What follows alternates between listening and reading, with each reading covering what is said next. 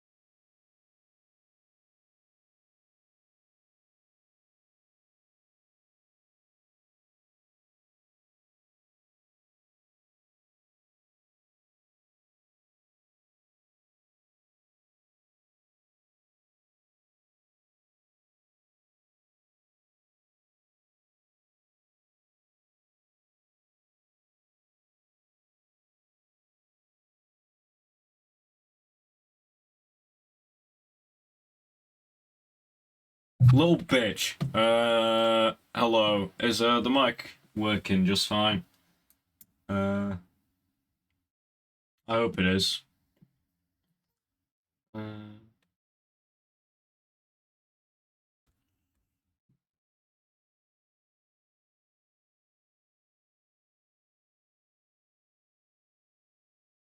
There's a strange man talking to me now. I'm strange. Little bitch. Anyway. This is very spontaneous, I think. It's very late. But I don't care. I have tomorrow off. So, it doesn't matter. Very weird, very weird. How have you, how have you been, Mr. School Spidey?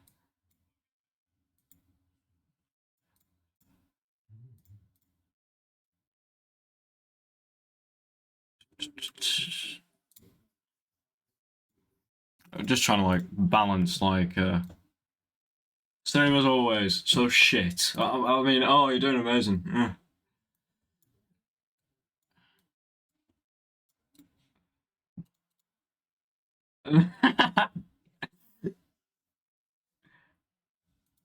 After seeing your parliament, mate, I would feel great, so. Fucking Christ, your politicians are awful.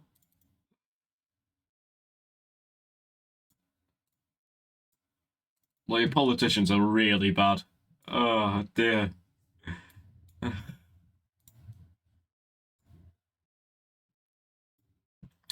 Anyway, let's just crack on, shall we? I'm just trying to, like, make sure I don't...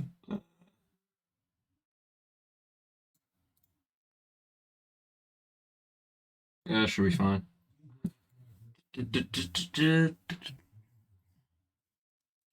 Do you see last screen? Do you see this beautiful screen of mine?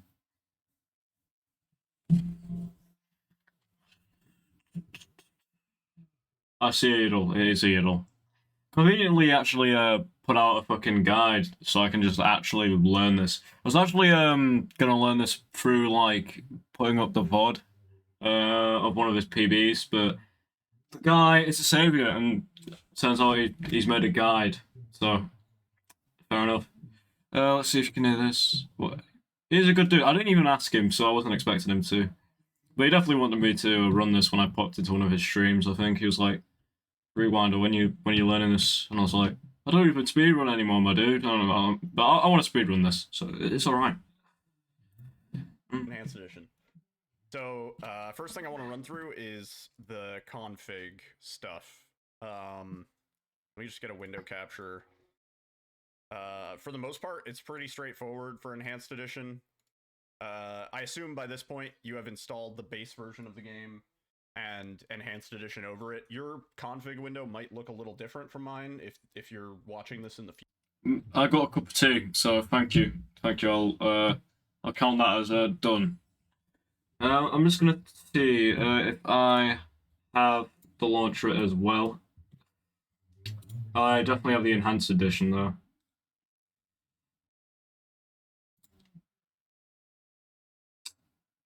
Holy shit. Mate, how many copies of this fucking game do I actually have, bro? Mate, do you see this? I've got like 500 billion fucking copies of this game. Actually, the legit speedrun copy, and I have this one. I have no idea what I'm doing.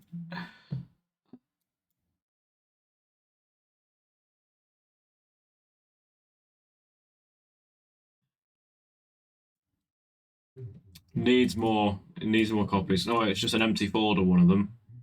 Oh wait. Okay. I see. Uh.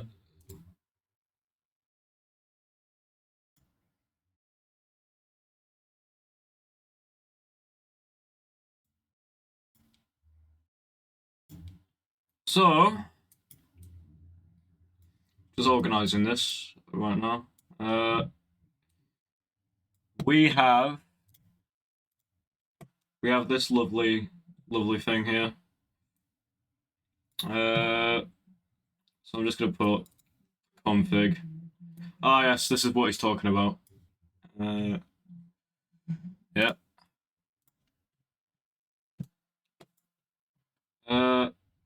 Nope. Okay. Let's see what he wants us to fucking do then. Future, the near future, because there's a new version coming up soon. Pretty much everything here is fine. You can leave all these settings as they are. The one... Yo, Clef. I'm just gonna make sure I have all the settings real quick. Version coming up soon. Yeah, I have absolutely everything. Pretty much everything here is fine. You can leave all these settings as... Yeah. as they are. Okay, doesn't matter. The one... Yo, Clef, you're watching it in the past. We got a time traveler. I'm just gonna click through all these settings. For D-pad, it's up to you. You can either have D-pad disabled, or you can have D-pad as a button, or as both. I just have it on movement. So if you want to bind stuff to D-pad buttons, that is an option, if depending on the controller you're going to be using. For my runs, I use an Xbox Series wireless controller. You can use whatever you want. This run isn't really specific by any means. Can I get a large? Yeah, I'm hesitating a lot. So you could set that on movement. The one setting that we actually care about is... Where is it? Fix save load issues.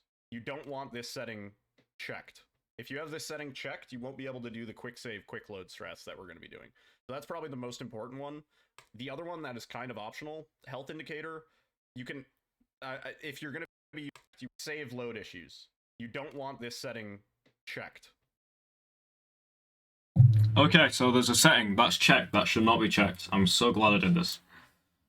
If you have this setting checked, yeah. yeah, I'm learning. I'm a learning guy. Fix save load issues. You don't want this setting checked. If you have this setting checked, you won't be able to do the quick save, quick load strats that we're going to be doing. So that's probably the most important one. The other one that is kind of optional. Yeah, we need to break the game for this run. If you're going to be using the health indicator for one of the skips, then you can have it on. I like to have it on. If you don't need it, then I'll turn it on. It's totally I don't really care. Everything else, pretty much up to you. I would recommend at the bare minimum you want to be running the game at 60 FPS. Nah, I'm running this at fucking... I'm gonna run this at fucking 15 FPS. You'll also get the benefit of 60 FPS in the menus, which will make all of your interactions a bit faster. What kind of potato must you be running this on to play this in 30 FPS? There's also screenshots of settings in the SRC Discord for this game. If you just look at the pinned messages, you'll find it. Oh, shit, the other thing, I was talking over him too much. Also, screenshots of settings in the SRC.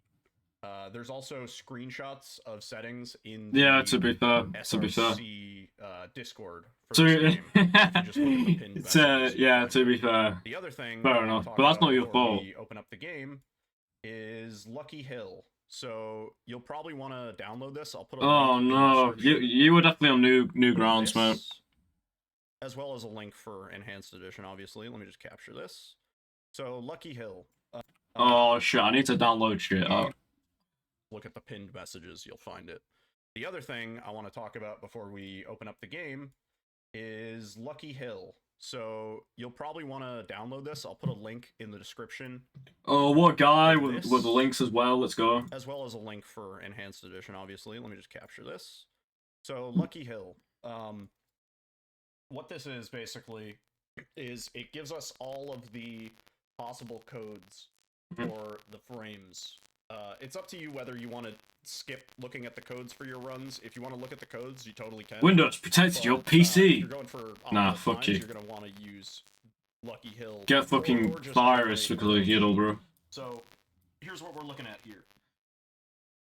The important thing, yo Jason, how's it going? The important thing is you're gonna want to go into the settings, and for Enhanced Edition, set your upper frame bound. I can't capture this window, I don't think. Set it to I have mine at 250. Fuck. Don't do that. How about just don't do that? I know that Jason guy. Oh yeah, that's your mate. That's your mate that I see in chat sometimes. In the 5 streams I've caught of yours, I've definitely seen him. It's up to you whether you want to. Alright. The SRC Discord for this game. If you just look at the pinned messages, you'll find. If you want a pussy run. Nah, I'm joking. The other thing I want to talk about before we open up the game is Lucky Hill. So you'll probably want to download this. I'll put a link in the description for this, as well as a link for Enhanced Edition, obviously. Let me just capture this. So Lucky Hill. What this is basically is it gives us all of the possible codes for the frames. Ironically, he found my cousin's stream in like 2012. I forgot about him. Refound him in 2020 in Yiddle. My cousin and the dots connected. What? What are the fucking chances? You just meet him 8 years later in a random guy's stream. That's insane. What the fuck?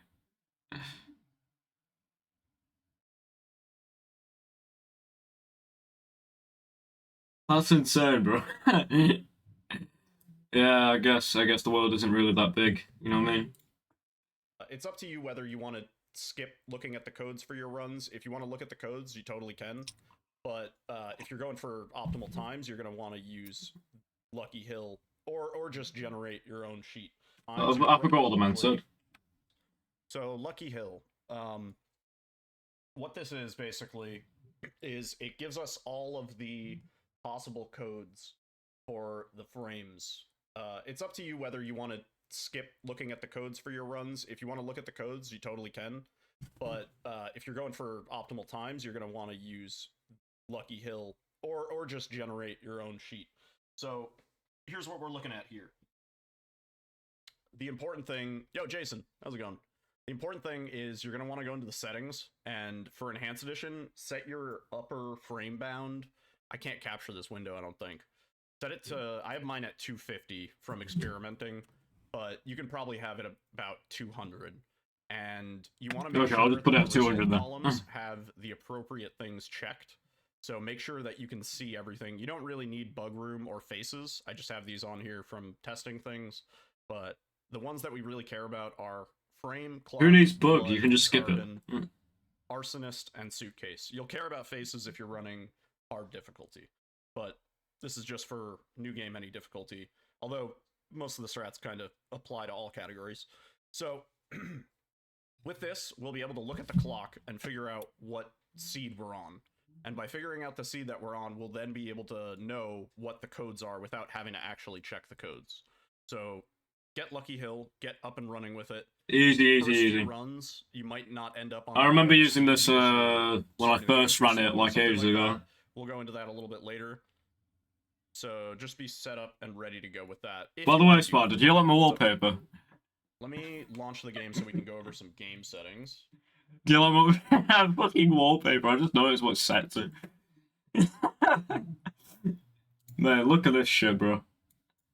No, I think the other screen's set to Patrick Bateman as well. I don't think my wallpaper's even changed. Oh, yeah, I need an actual fucking playlist, man.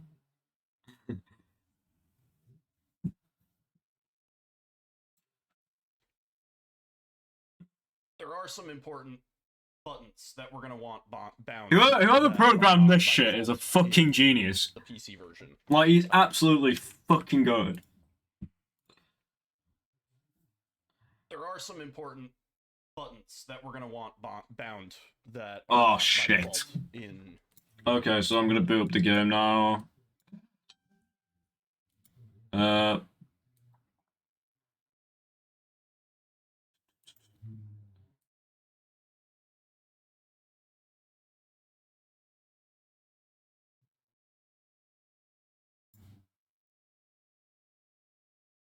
So I guess I'm just gonna put this save and launch game. Well, I need to put my fucking controller on.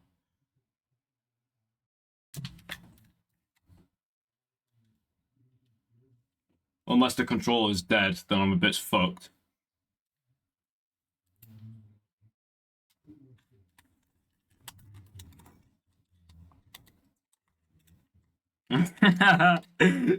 Shit.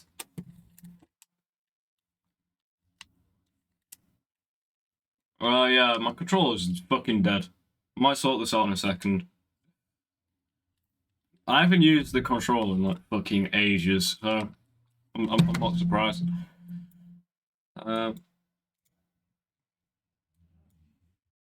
Wait, give me a sec.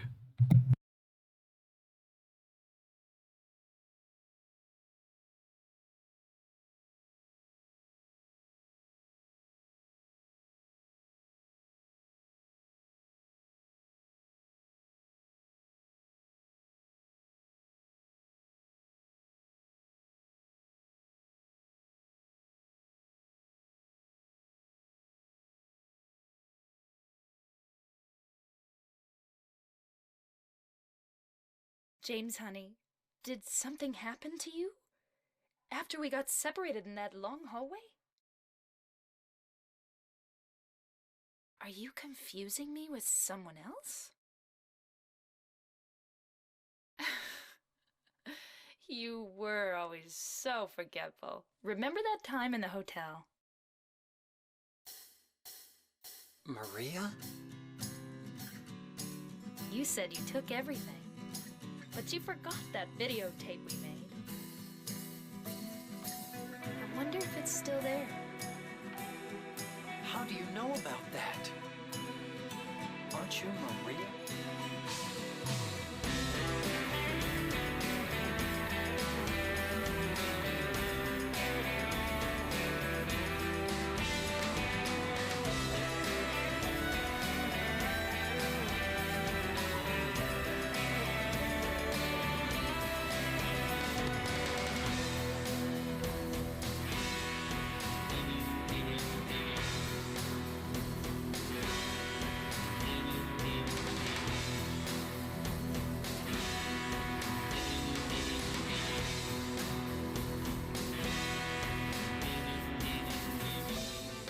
Are you taping again? Come on. I don't know why, but I just love it here. It's so peaceful. You know what I heard? This whole area used to be a sacred place. I think I can see why. It's too bad we have to leave. Please promise you'll take me again, James. I don't look like a ghost, do I? Anyway, I'm glad you're alive. Anyway? What do you mean, anyway? You don't sound very happy to see me. I was almost killed back there. Why didn't you try to save me? All you care about is that dead wife of yours. I've never been so scared in my whole life. Lost? Just like that stupid dog. He had it coming too. Eddie, you can't just kill someone because of the way they looked at you. I don't know. Maybe I did. What's a little girl like you doing here anyway? Huh? Are you blind or something? Didn't realize the fucking cutscene play. I got new batteries. I left it on idle too long, bro.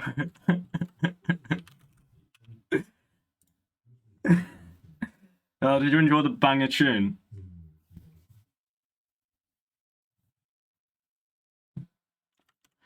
Oh, that's funny, man.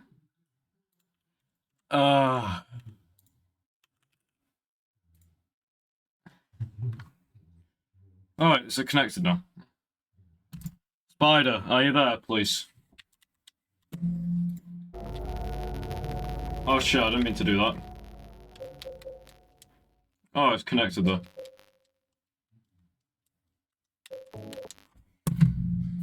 Spider, are you there, bro?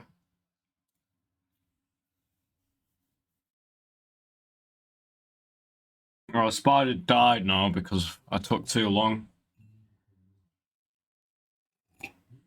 Oh, hey, bro. Did you enjoy the cutscene, bro?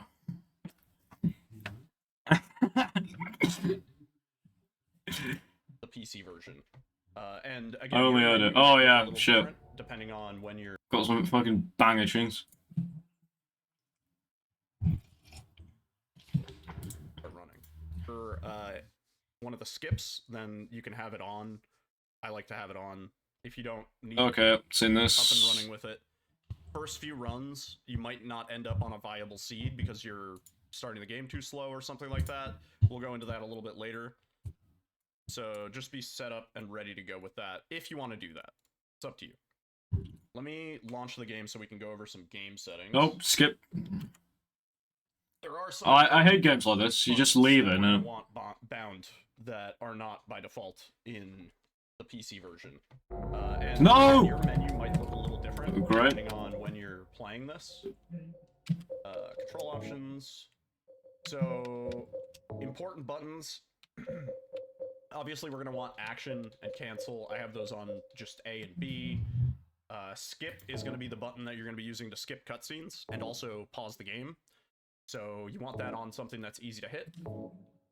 For run/guard, this button actually is important. yeah, You want bro. this on Honestly, something either on the literally, bro. Like, it's so funny to think about. Give me a sec. Let me just put a game capture if it works. Oh, there. Yeah, it does. Yeah, literally, bro. This game is old, man.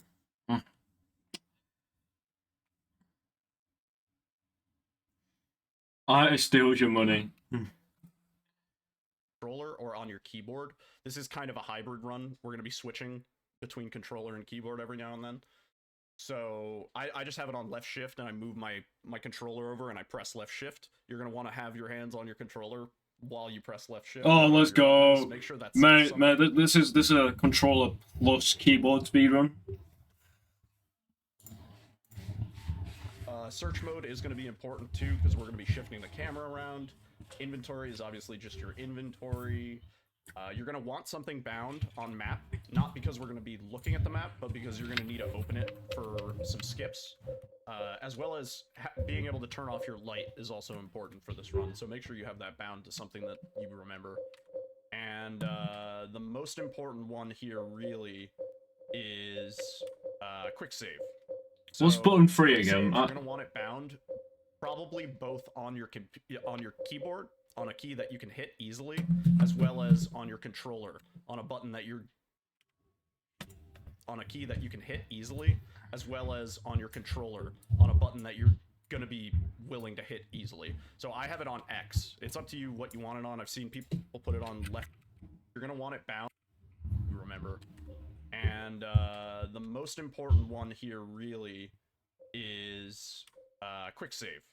So quick saves, you're gonna want it bound. Oh yeah, I'll just bind that to RB. On your keyboard, on a key that you can hit easily, as well as on your controller, on a button that you're gonna be willing to hit easily. So I have it on X. It's up to you what you want it on. I've seen people put it on left trigger. It's just a matter of preference. How do I so, find it? controller Oh, settings. there we go. There we go. Relatively straightforward, but there's a few important ones in there that you need to hit. So for this run, let me just show, we're going to be on beginner and normal. I'm going to restart the game, and it's important for the purpose of getting the right seed that you restart the game, you wait out the splash screens, and then you get into the new game as soon as possible. So Oh dear. you essentially want to start mashing as soon as you have control, because that is going to determine what seed you land on. So we want it to be within that 200 frame range. We don't want to like let it run to frame 500, because that's going to make it a lot harder to figure out what clock we actually got, because there are duplicate clocks on the seed chart. So yeah, let's start the game for realsies. In terms of your live split settings, also, this is going to be manual splitting. The timer sticks with whatever the in-game time is. So when you... Oh, so we have load removal but no splits.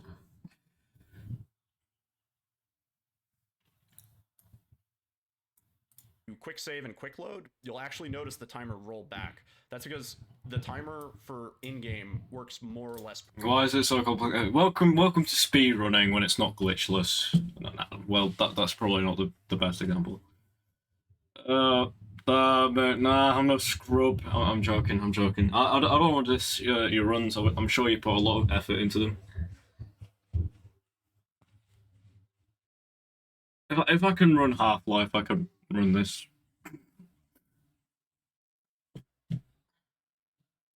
Perfectly. So the live split timer is basically just tied directly to that.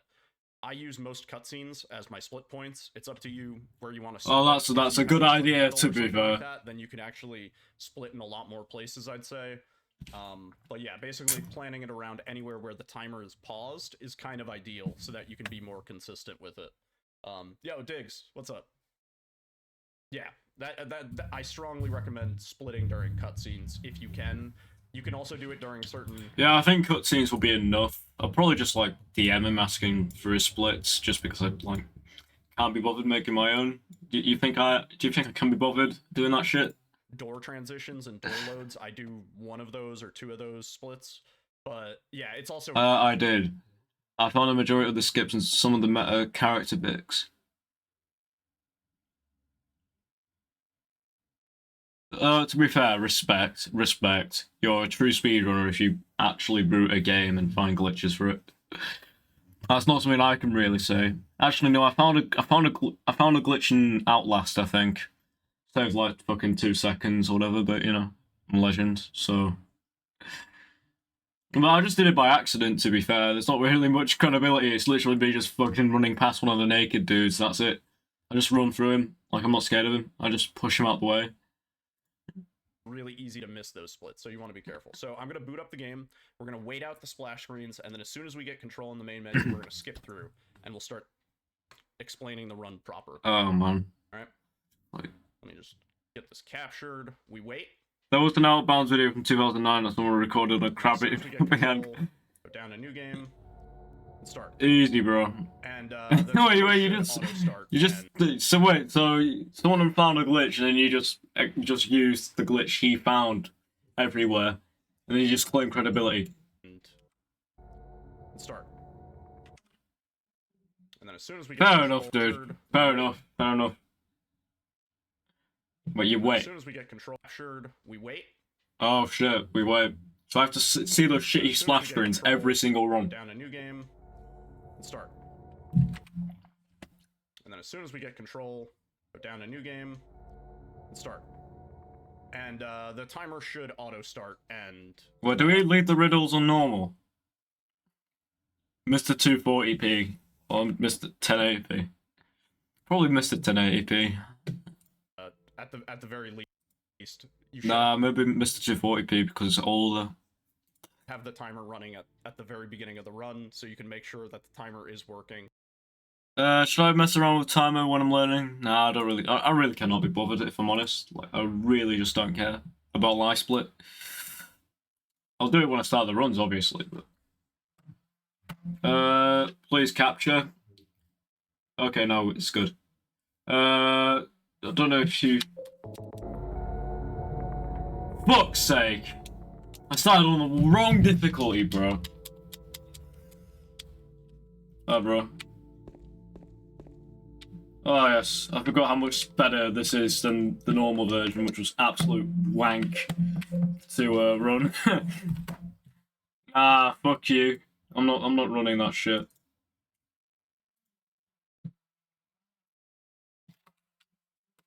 And I don't think riddle difficulty matters really because the puzzles are the same. It's just the wording's different.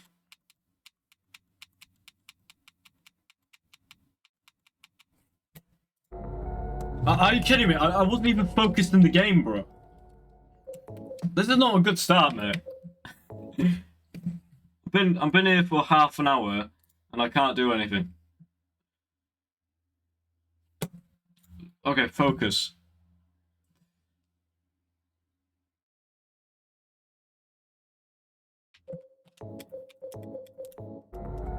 Did I do that too slow? I think I did that way too slow. I just want to make sure that I got it, you know what I mean?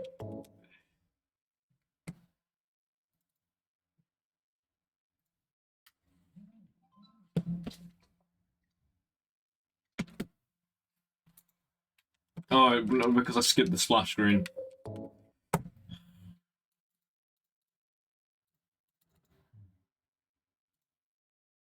There we go. Okay. I'm sorry if this is very unentertaining for you right now.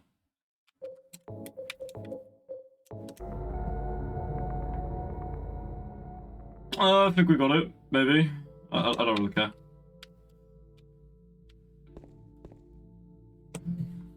Okay, so we're in here. I know for the fact it's just boom. Then you just fucking save your fucking. Yeah, I remember this. It's literally just fucking. What? This is probably like the exact same. See, I remember shit. Maybe not how to run.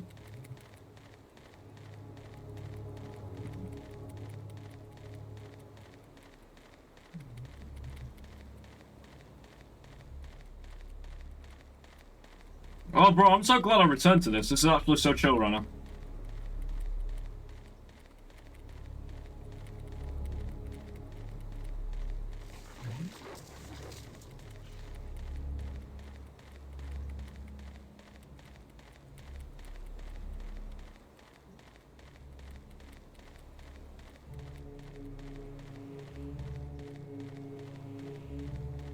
Yeah, I remember this quite well, I think. I might just like skip ahead. See if I can remember this properly. Oh shit. Mate, literally, it is chill though once you realise there's no actual threat. Like, honestly. Like, I can just shut up and think about our horrible nations while running through these, like, you know, woods. I'm doing these turns completely wrong, but you know. Look, I just spammed these fucking saves. Am I going the wrong way around? Oh no! This is not a great start. Okay. Can I not turn? How do I like shift the camera? I keep forgetting. Okay, maybe I should watch the video real quick.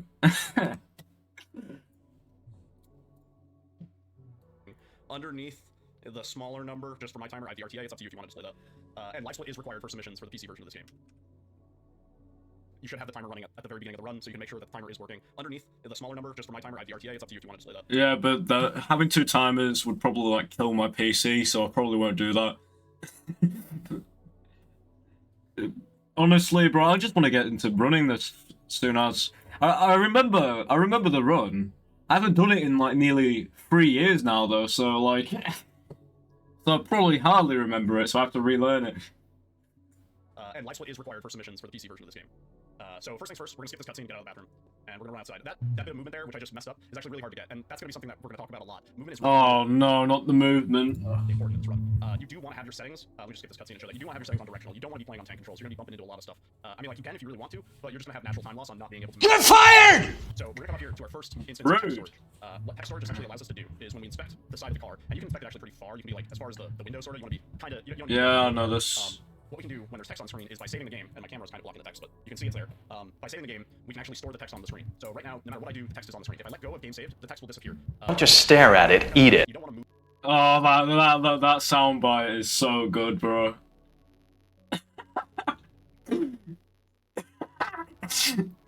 Oh, bro, Patrick is like fucking absolutely the best with women. I think he's my role model when I'm talking to girls. You know what I mean?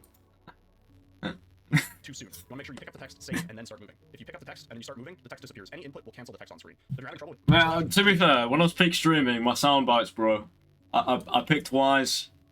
Control on the analog stick, you want to pick it up and start running, but you don't want to like preemptively cancel the text before you start running. So we're gonna grab this text, and the reason for that is because we're actually gonna skip the trigger and head straight down here. Now, before I actually do that, let me explain something. Once you get around, like, you know, past James's visible point, you actually want to let go of the text. And whenever I say let go of the text, I mean basically press A or any input that press A or whatever your confirm input is. Actually, and the reason for that, Spider, maybe if I do this, maybe this will give you a bit of a more interesting fucking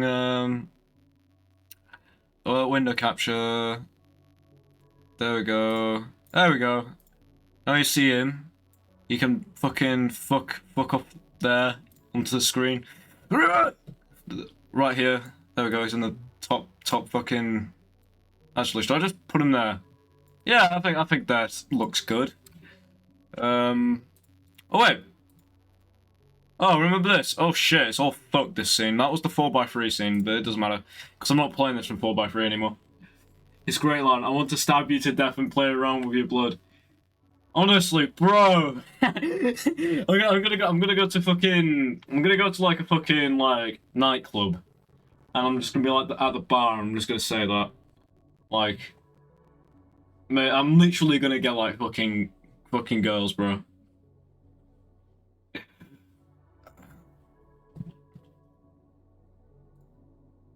How does the browser source look for you?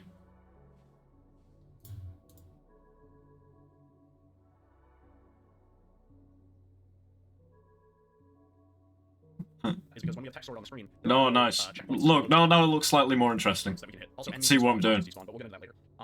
So if we just hold this text and run down here, we can run indefinitely. So you want to try and drop the text as efficiently as possible once you hit the load zone to hit there. Okay. That was a lot for the very first area, but it's a lot simpler here. So now we're just gonna be running for a while. You'll notice that I'm saving the game. I have this actually bound to a turbo button. It's not mashing it; it's just pressing it at a rhythmic pace. Did you just press a hotkey to hide his webcam? Bro, that's some pro streamer, bro. That's a pro streamer.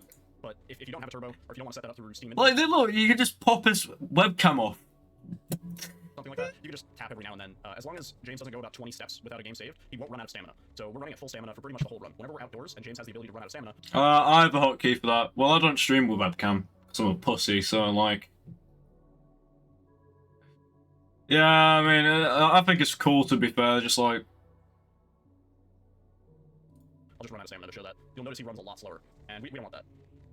Just find it's like an F key or whatever. You can see he runs like, I want to say 25% slower with no stamina. We're gonna come up here. This is gonna be one of the trickier first instances of the camera, right?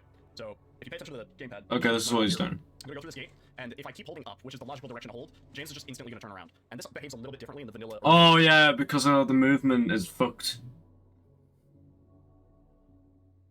It's right to left arrow key, back on it is right arrow key. Fair enough, but what if you need to use those buttons? Because I imagine there's a lot of other things that use those buttons. It works slightly different with how fast the camera is and how it takes every update from your analog stick. So, first instance of flipping the analog stick around so that we can then continue on our way. Oh, we just have. Probably want to rotate the camera. It's up to you. I've seen runners just run down like this, but usually here I'll. Okay, so let me try this again. I just want to. It gets incredibly old. I imagine. That's why it gets Stream Deck, bro. That justifies like £400 million on a Stream Deck. I think Colo Juarez had a bit in that he did those kids, and I'd be popping in at. Bro, that's fucking sad, bro. And yeah, pressed the wrong button as well. Because the game doesn't start focus, so it's like really annoying.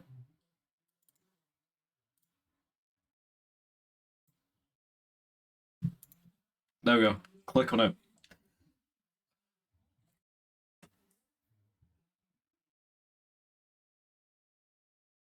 Alright.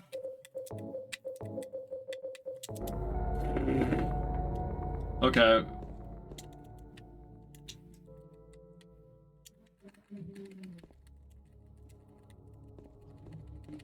Well, this is already way better to run. Like, you don't have to fucking boot up 500 apps.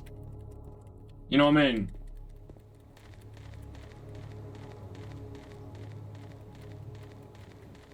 That's hard to pull off. Got stuck on a wall. That's gonna be half my runs here, man. Nah. When I was running RE7, it kind of got that bad, but, you know. I was an idiot back then, so, like... Now you see me get, like, hour and a half PBs on Half-Life, and I just don't care. I don't even run Half-Life anymore. I don't care for that game. That game's too sweaty, you know what I mean? I can't talk to people and play at the same time, so what's the point? Only back then. How about you? Fuck you.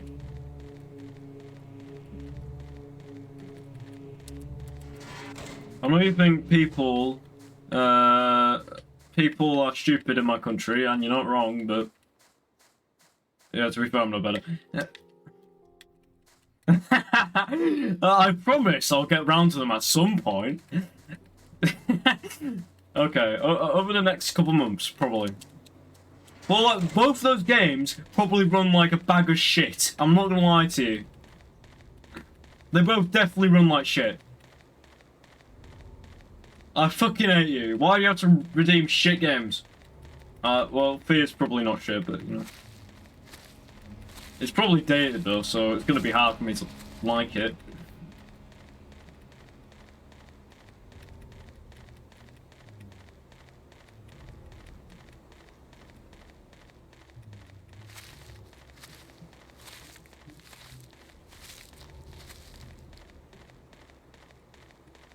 Fear Run 5, I mean, I haven't tried the mods or anything, but...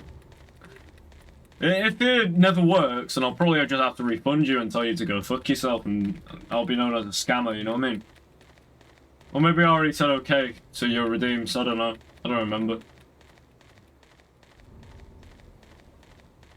But I'll try and make Fear work.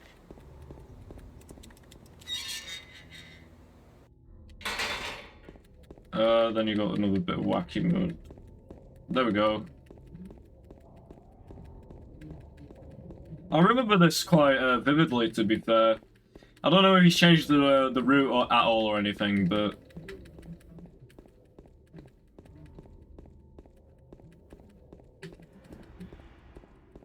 I'm really not good at the start of the game, though. Like, I took ages there to, like, fucking boot up, you know what I mean?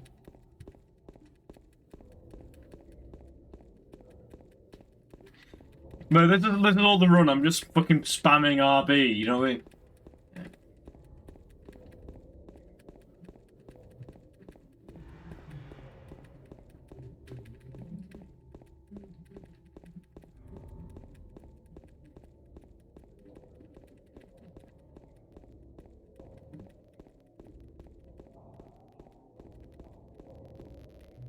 What?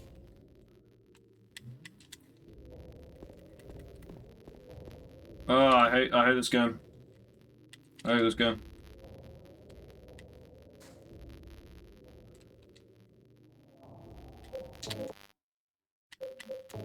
Let's see what he's saying in the guide. I just wasted a bunch of time there. Camera. And to do that, you just press the search view button and hope that the camera doesn't do exactly what it just did. Sometimes in the enhanced edition, it'll snap around. That's another difference that you'll notice with the enhanced edition. But ideally, it just rotates around like that, and we can head into this cutscene.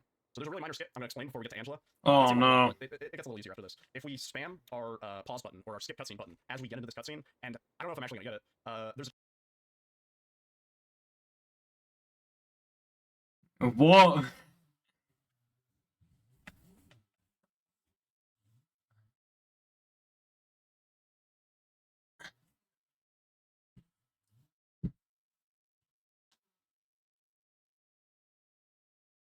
Why are you quoting me for every single year of the millennium?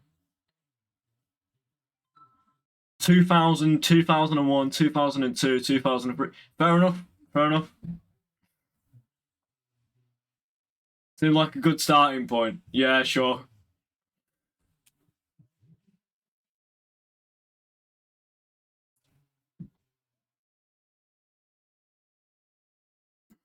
There's a chance we skip the white fade in that happens before this cutscene. It saves maybe like half a second or so, but it is worth mentioning, and it's not super consistent. Like, it's not something that you're gonna get all the time. I think I made a quick save. Let me just load. It goes without saying, you should also have something bound on your quick save button as well. I don't know if I mentioned that. Let me just see if I can force it. So if you try to mash the skip, no, I can't get it. Oh shit, I don't know how to do that. You think I'm good at that?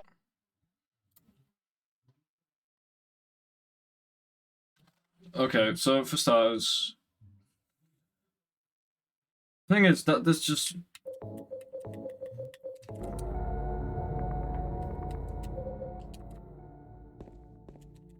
ship movement, but you know. Well, so how do you do that? Yeah. Yeah, okay, we're doing a tutorial right now. So you're gonna want to get out of this cutscene as soon as possible. Once you do, we're just gonna run over here. Again, you want to be quick saving through this area because I'm not sure if the graveyard itself you'll run out of stamina, but in this next area you'll definitely. Jack 1. What the fuck is Jack 1? Run out of stamina. And once again, we're gonna rotate the camera just so that it's easier to navigate here. And this is a good time to talk about taking optimal lines. This is something that you'll figure out as you play the game, but let me just go through there again so I can explain. 10 out of 10 game. You don't want to stick to the curves super hard. You want to kind of go in as straight of a line. It goes without saying, but it really makes a big difference over the course of the run. It seems minor, and when you're figuring out to control James, you know, it's a little bit wobbly at first. Oh well, I'm shit, so like I'm probably just gonna like hug the walls. Like following the optimal path to things. We're coming up to the chainsaw here. This is gonna be important for this run. You may notice it's a new game run. It's not a new game plus run, but we are picking up the chainsaw. The reason for this is because even in beginner difficulty, if it's your first playthrough, the chainsaw still spawns. The chainsaw always spawns on beginner difficulty. It's technically not a new game plus item. So we're gonna pick up the chainsaw. You can What? What? I swear that was always New Game Plus. So if you're shit, the game thinks you're too shit basically, so it gives you a chainsaw, even though you're not supposed to. 10 out of 10 game. I don't trust you. That's all.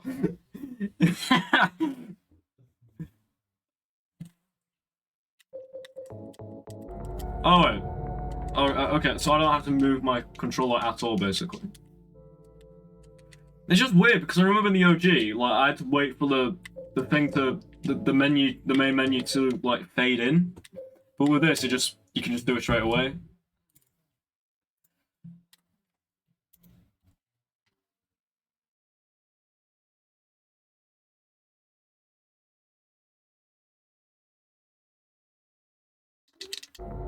Oh wait, I have to... I'm not doing well.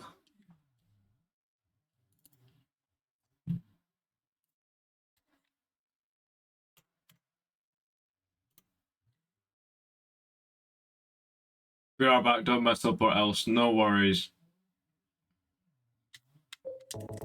There we go. Now I can fucking... Technology! Fuck you.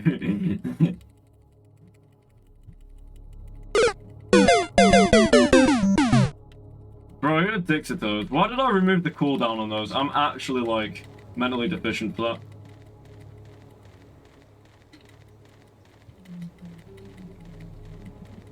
Wait a sec, what the heck? Wait a sec, what the heck? Wait a sec, what the heck? Wait a sec, what the heck? Dude, fuck you. What the fuck, man?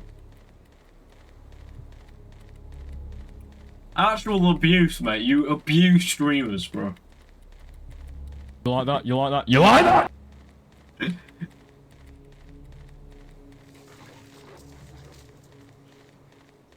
Okay, watch me get this fucking skip, bro.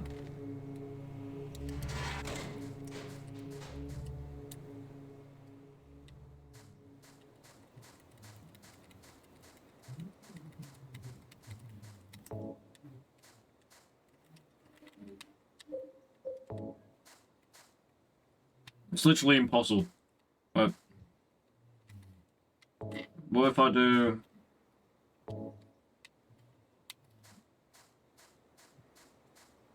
What your use of like fucking emojis, man?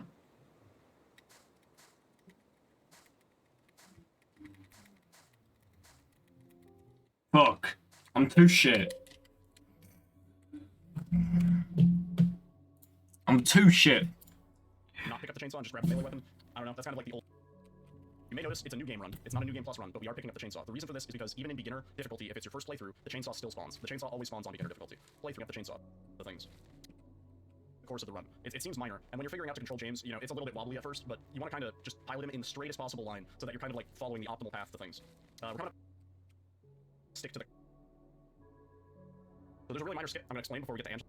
We spam our pause button, or our skip cutscene button, as we get into this cutscene, and I don't know if I'm actually going to get it. There's a chance we skip the white fade-in that happens before this cutscene. It saves maybe like half a second or so, but it is worth mentioning, and it's not super consistent. Oh, you just spam it, okay. I think I made a quick save. Let me just load.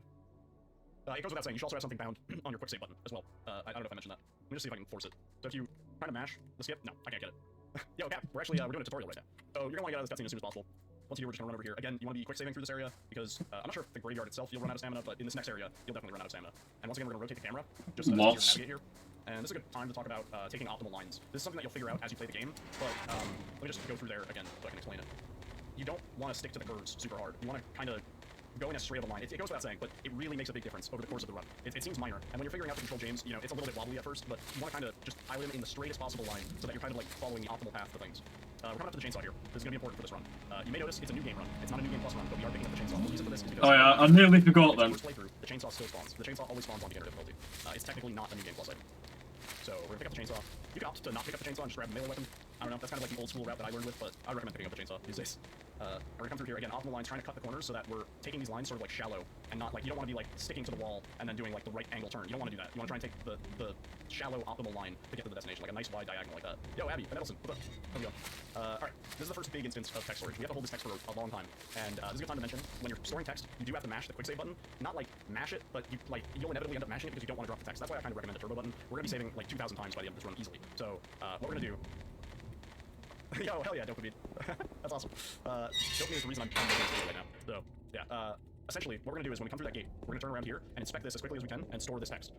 And we're gonna have this screen for a long he's on like 2 times speed, I've already caught up to him. You'll notice I'm holding down on the analog stick, even though James is running up, like opposite to the camera, right? At some point you can flick the stick to get control of James, but in instances like that, it's not optimal. You have to contradict what your brain is gonna want to do. Oh, that's because he spent like 30 seconds explaining the movement. It'll inevitably happen on your sort of first runs. James is a little bit wiggly. Again, we're just taking a nice shallow line, and you're gonna be quick saving here to keep the text. He's wiggly. So that way we can skip sort of the first major trigger point in this game, other than the map, which we skipped at the very beginning. And that's this bloodstain here. This bloodstain is a trigger for us to go do the first encounter and sort of get the plank. We don't want to do that. It's really slow. It takes a long time. So by storing this text, we actually skip that trigger. What's interesting is the trigger is still active. At any point in the run, if we go back to that area without storing text... I don't have to mash it that hard, do I? I can just like press it like... It'll just tire my finger out if I just like fucking mash it. But yeah, that trigger, it is always active. So keep that in mind because we will have to run past that trigger 2 more times in the run. And we'll have to do some text storage in that case too. And we're gonna come over here, we're gonna grab the key. You can actually sort of grab that from farther away. You don't want to be quick saving when you go to grab items. It's sort of an important lesson that you'll learn pretty quick. What? You drop that text before you actually... What? So that you can pick it up at the farthest possible interaction point. What? Like, you'll learn that as you do the run. You'll feel the time loss. That makes no sense. What the fuck is he doing?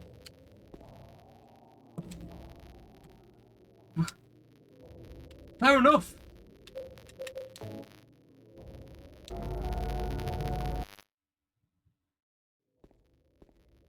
Oh shit. Well, fair enough. Well, I don't know why I'm still interacting with it. But you know, fair enough. Storing text, we will trigger to go do the first encounter and sort of get the plank. Or maybe I just walked the wrong way. By storing this text, we actually skip that trigger. What's interesting is the trigger is still active. At any point in the run, if we go back to that area without storing text, we will trigger that. Once you get around that corner, you're good to drop the text. You can drop it almost a little bit earlier than that. It's sort of up to you where you want to drop it. But we do still want to be quick saving here because stamina. But yeah, that trigger, it is always active. So keep that in mind because we will have to run past that trigger 2 more times in the run. And we'll have to do some text storage in that case too. And we're gonna come over here, we're gonna grab a key. You can actually sort of grab that from farther away. You don't want to be quick saving when you go to grab items. It's sort of an important lesson that you'll learn pretty quick. So you want to try and drop that text before you actually get up to the body so that you can pick it up at the farthest possible interaction point. But again, that's like, you'll learn that as you do the run. You'll feel the time loss and you'll be like, oh, guess I shouldn't do that. It's good to experiment that. You don't really need to be quick saving as much as I am. You can be pretty generous with the quick saves. The only time you do have to kind of care about the quick saves is when you're storing text. So we're gonna come past here, we're gonna come past that ammo, heal. and we are going to head to the apartments. Yo, the block puzzle. Let me boot up Skibidi Backrooms so I can explain that block puzzle to you real quick. Hombre. So we're gonna come up here. You want to sort of mash to get through that interaction as fast as possible, and that's usually where I do my first split as I'm coming through that door. Something to note: you do not need to save. When Yeah, I remember this. I think I should be able to do it fine. Just good on it.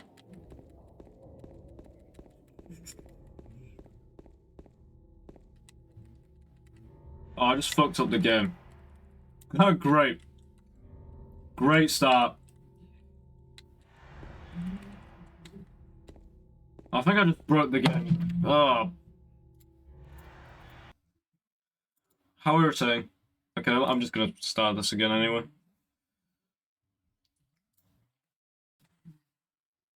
Just practice that entire section.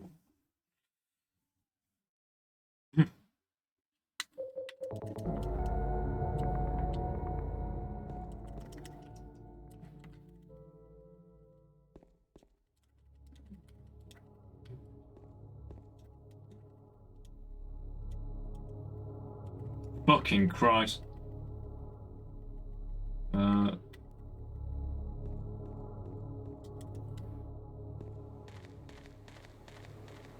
Okay.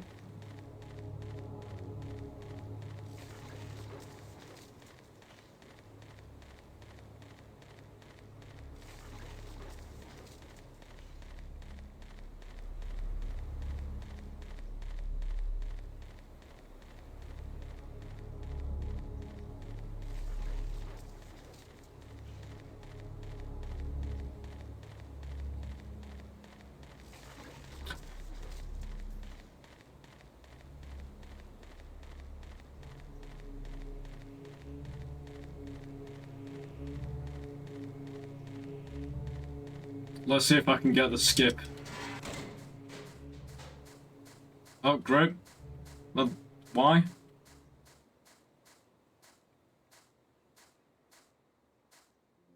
Fuck.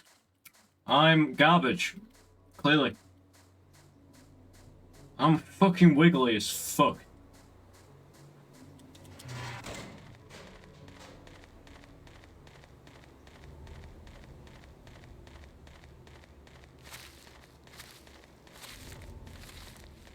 Now I can just get to the apartments, because I know all this, so.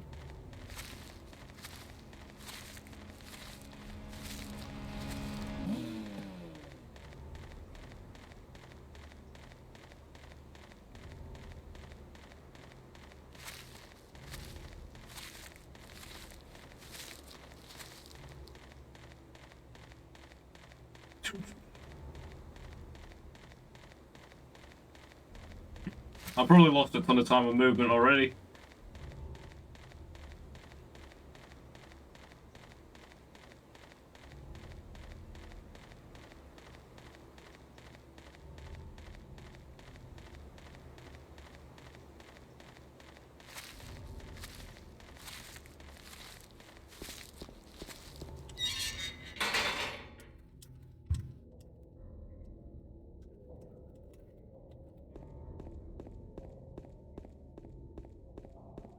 There we go. I just don't get why I keep triggering that cutscene though, it makes no sense.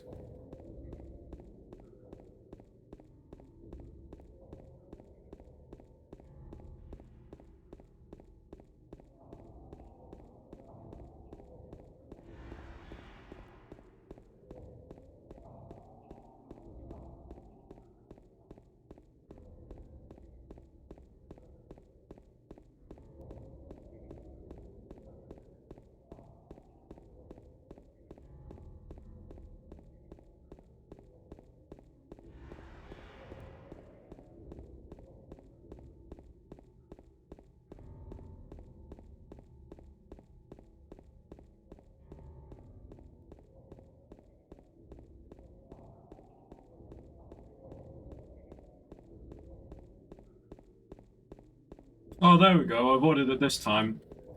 Probably was just a position where I was like moving at it that messed it up.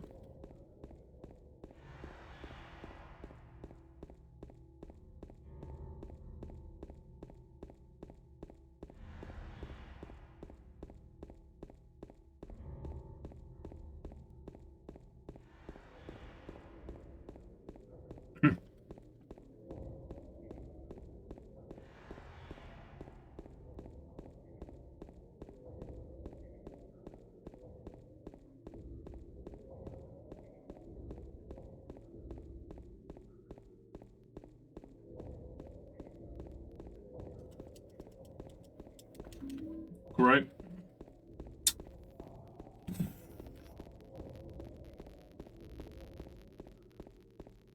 Bro, I could fall asleep while running through these, like, you know, buildings. These streets, not buildings, but, you know.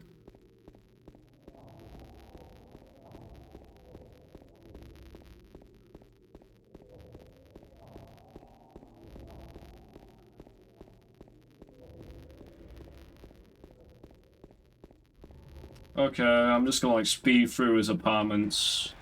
So I mostly remember the apartments. Imagine the Pyramid Head boss is literally just gonna be,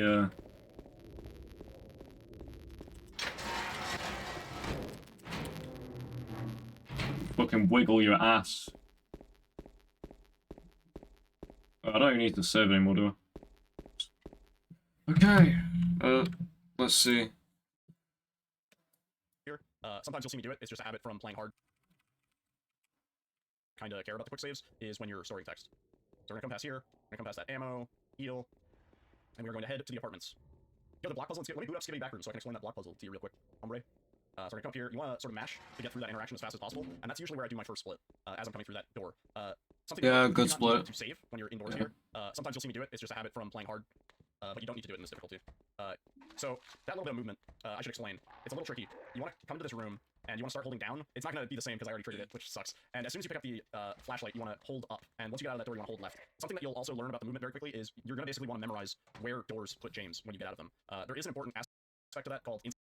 Yeah, that was a wacky thing about the movement in the original as well. I mean, it's pretty much the original. In terms of that. Well, yeah, like that, and then you go through here.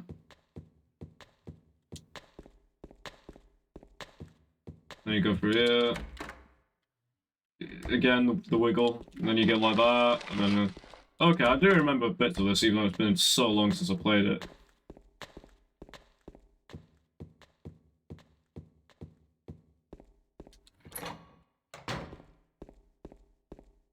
Was it up here that I need to go to? Yeah, I think it was.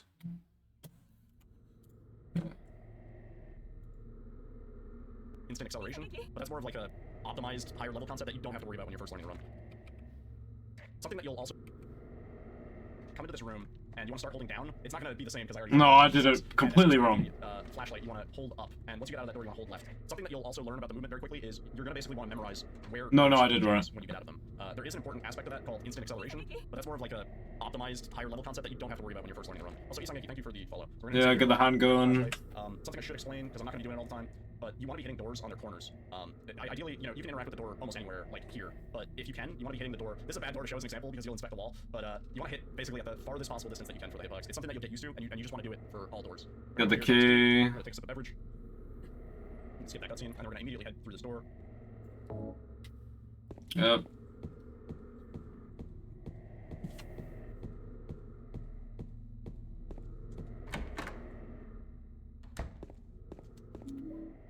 Okay, so to be fair, I already got like quite a bit of the movement stuff kind of down just from running this before, so it's not really that difficult of a transition.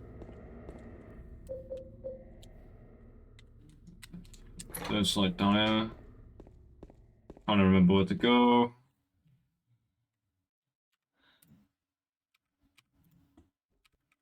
Something that you'll get used to, and you just want to do it for all doors. We're gonna come up here, grab this key. I'm gonna take a sip of beverage. And skip that cutscene, and we're gonna immediately head through this door. Again, I'm quick saving, I don't necessarily need to. So right here, there's gonna be a trigger when we get to the end of this hallway. And normally, if we're not quick saving, James stands perfectly still. So we're gonna come right here and start quick saving. You want to kind of... Oh, yep. I remember this. James doesn't stand still. Yeah. Now, when we get here, you'll notice Pyramid Head's there, but he's not lit, and we can't interact with this door. This door is broken. So we're effectively soft locked. The way to get out of this, and this is why I mentioned it, you want to press the walk button. As soon as I press the walk button, you'll see Pyramid Head lights up, and we can interact with the door. So oh, what do I have set to walk? Is it, just gotta fucking mess around.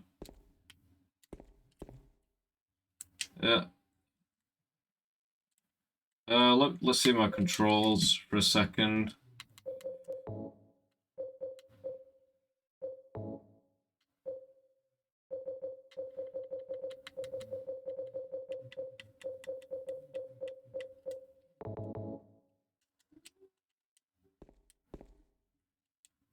Oh, it's B. I have my flashlight set to B.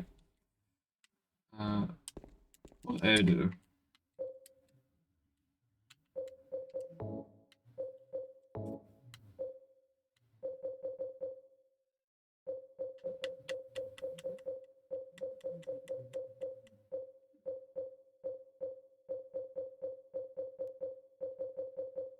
Can't seem to find a walk binding, or unless I'm kind of blind. Oh wait, it's shift. Oh, it's hold. I'm holding X. Okay.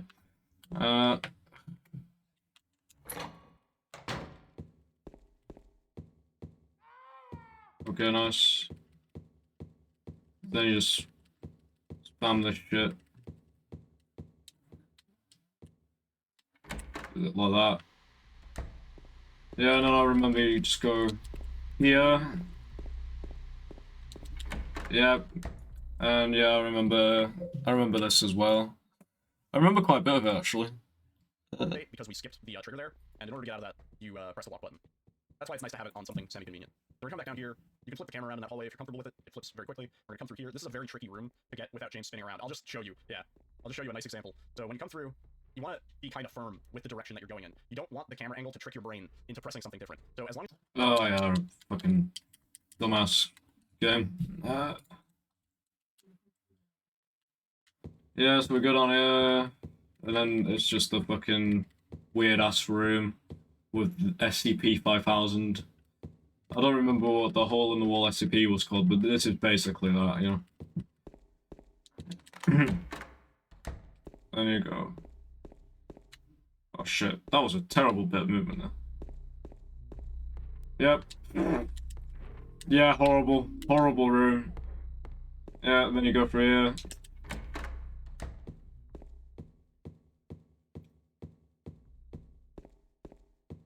Go for here.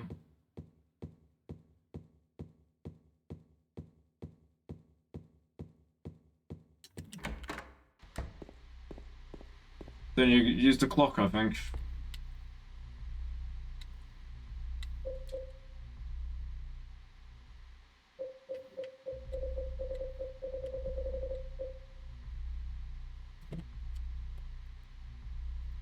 As long as you go in and you hold the same angle, you'll be able to get to the interaction point clean. If you go in and as soon as the camera angle changes, you try and shift your analog stick, James will start spinning around in circles and do all sorts of crazy shit. It's a really good example of that, but there's a lot of instances of that in the run. That's another, coming out of this door, again, you want to be holding the same camera angle until you get out of the door, otherwise you'll do that. So you come out of the door and then you flick up to take control. Yeah, Walker, how's it going? I haven't even mentioned the random camera angles yet. I totally forgot to mention that, but we'll go over that soon. We're gonna come back up here, and this is where you'll find out the clock time. I'll just show you now. For your first runs, when you maybe aren't as comfortable with what seed range you're gonna be in, you don't know what clock times are gonna be. Just wanna... Can I set my inventory key to...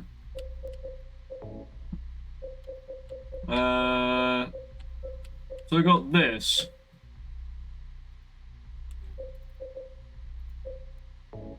Okay. Oh my god, look, it's a revolutionary. Oh, it didn't do jack all.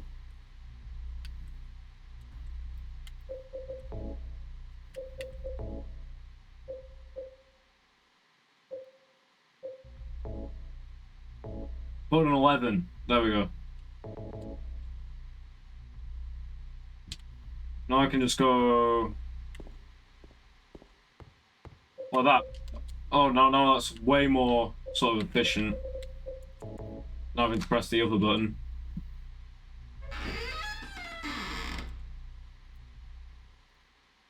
It's taking you forever to read the damn clock, because reading a clock under pressure just kind of sucks. If you just interact with the clock itself without putting in the key, it'll actually just tell you the clock time, which is nice. So we know that we're on 8:30, which is actually really good to see. You may know, but the solution of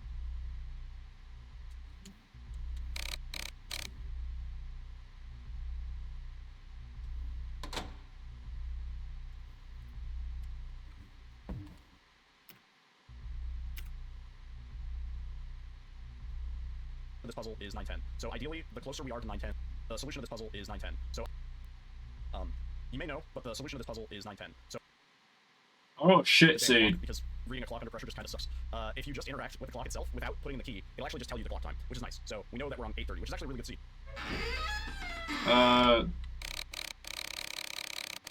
It was on like 2 something. You may know, but the solution to this puzzle is 910. So ideally, the closer we are to 910, the better. This is also our first interaction. So let me just show, when we come in here, we're gonna run up to the clock as fast as we can. It's a hard camera angle to hit. Also, Buster, what's up? And as soon as you get to the clock, you're gonna want to interact. Now, since this is Enhanced Edition, the inventory is fast, like really, really fast. But if you hold the left analog stick, sort of the same frame that you hit the inventory button, you can get a super nice scroll to the item that you want. So if you do that, you'll go straight to the item, almost too fast. Holy shit! Yeah, that's something I'm gonna have to get used to, in this version, because the normal version was slow as fuck. Like that. You'll notice if you press the inventory button and then you start scrolling, you get that little delay. It's not a lot in the Enhanced Edition, but it still matters. It starts moving and then it stops. For your first runs, you'll probably want to just manually just knock it over maybe. But if you want to get fast with it, you go like that. So we're gonna open the clock and we're gonna set it to 910. Up, perfect. And we're gonna run around the side and push the clock. Now this is a good time. I'll explain it during the next cutscene because that's usually when I check my RNG. We're gonna come up here. Oh, we're gonna bonk into the stairs because I'm an idiot. And we're gonna flip the camera angle around by using the search view button. And head into here, and this is usually when I check my RNG. Since it's the Enhanced Edition, we can alt tab safely, relatively. Oh, thank God for that. No, I'm kind of glad for that, I'm not gonna lie to you.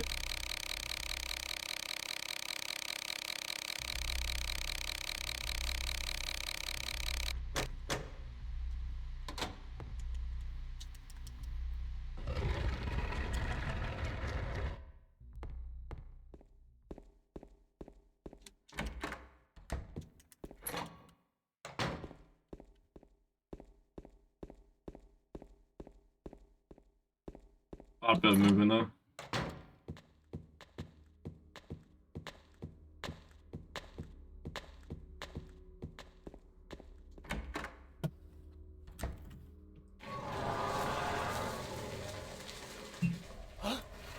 And I'll just show my... So we have 3. Christ, this game is loud.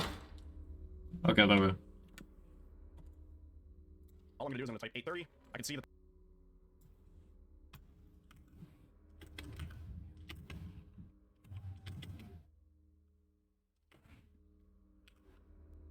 Well, there's no 2 o'clock.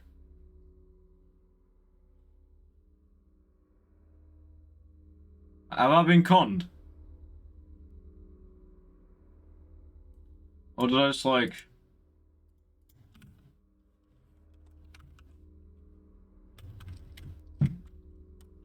Fair enough. Respect. Well, I'll just like restart the game, see if I can get a better seed. Whatever. Just do that entire thing all over again. Why not?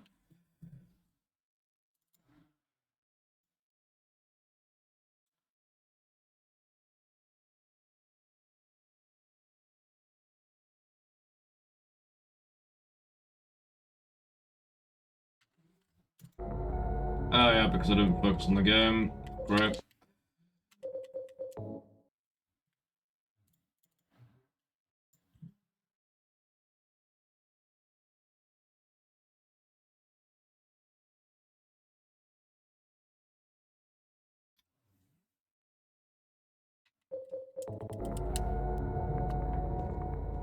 No, make sure I have it firmly.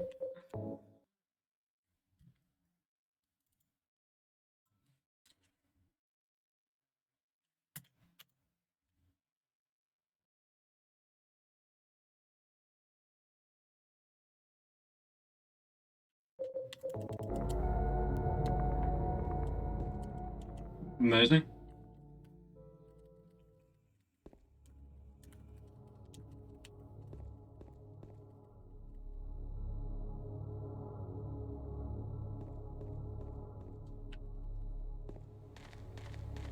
What the fuck? Fair enough.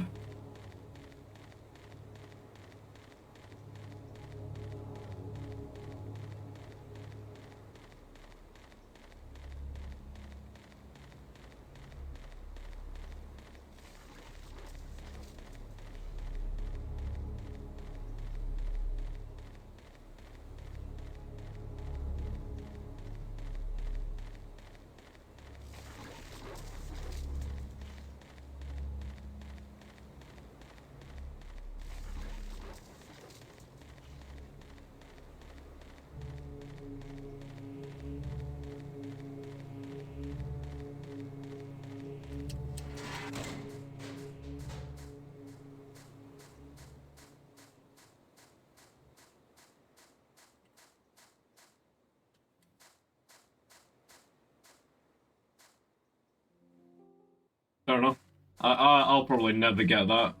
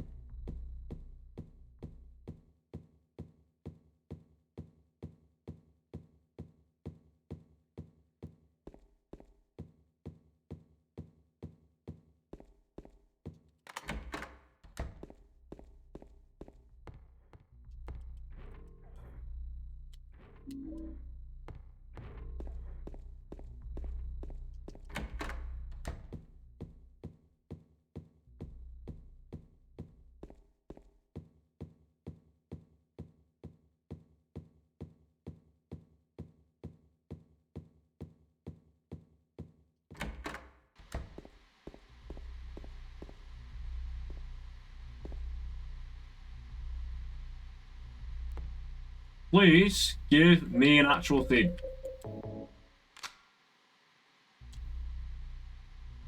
Okay, so it's... So it's,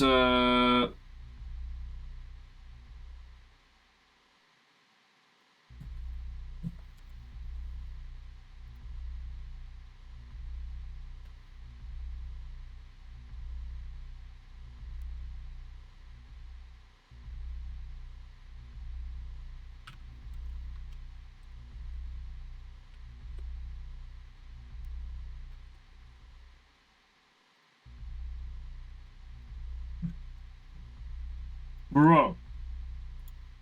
I think I'm gonna lose my temper. No, probably not. Where's my Lucky Hill settings go? Let me put it like 250.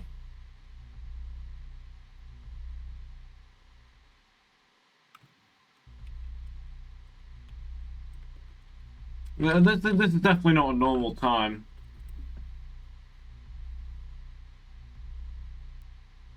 Well, I kind of need a time though, I'm not gonna lie to you.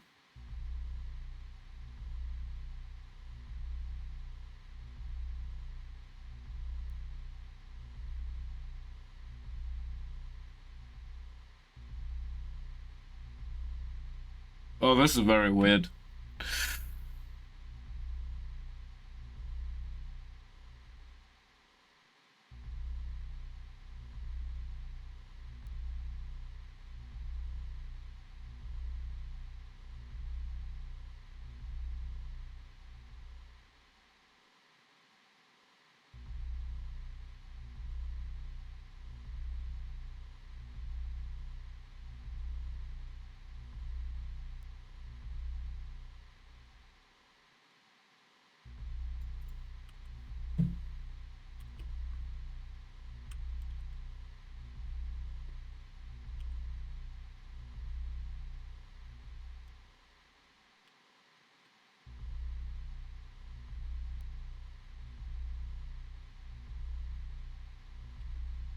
Yeah, this is weird. My RNG is fucked. Maybe one more time, see how it goes. This is weird. That's frame 124. So now I know we're on this seed specifically, and I know what our puzzle solutions are going to be. So boom. That's easy. I can just keep that on my other monitor. Whatever. Easy enough. By using the search view button. And head into here. And this is usually when I check my RNG. So I have it on X.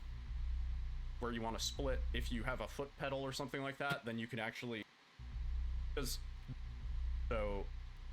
Splitting, the timer sticks with no pedal more consistent. I strongly recommend splitting during cuts. For the PC.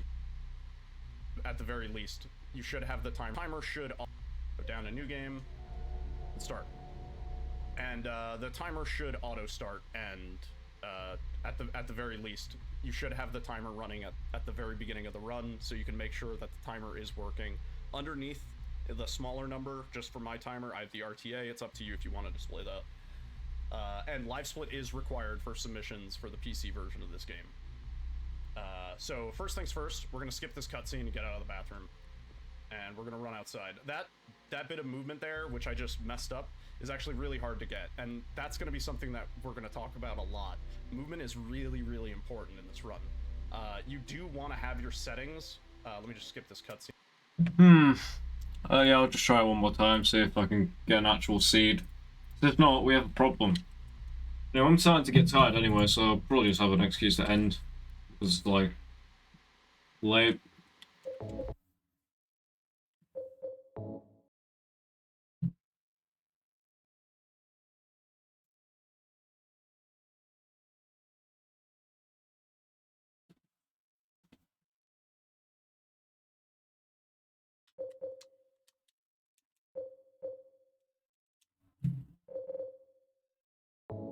What the fuck?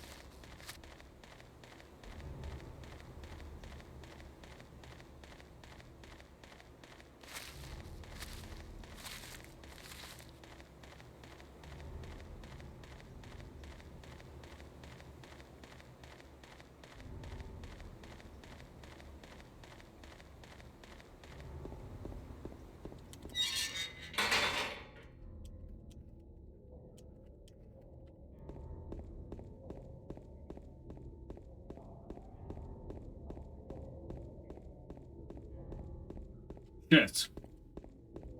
Oh, nice.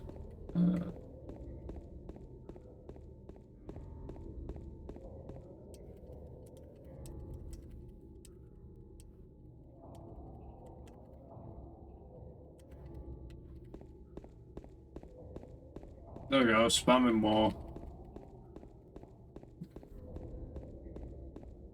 I don't lose the text.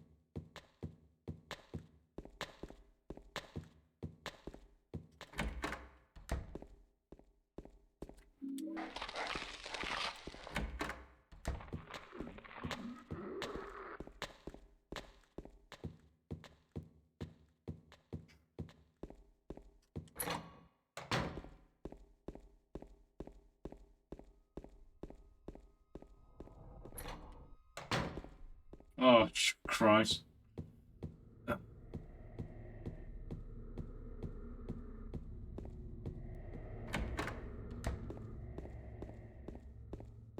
What the fuck did I do that?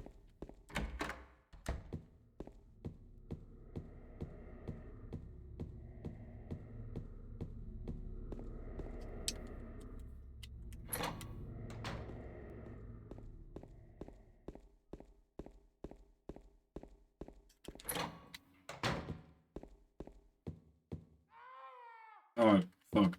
Well. Don't know why I did that, but you know.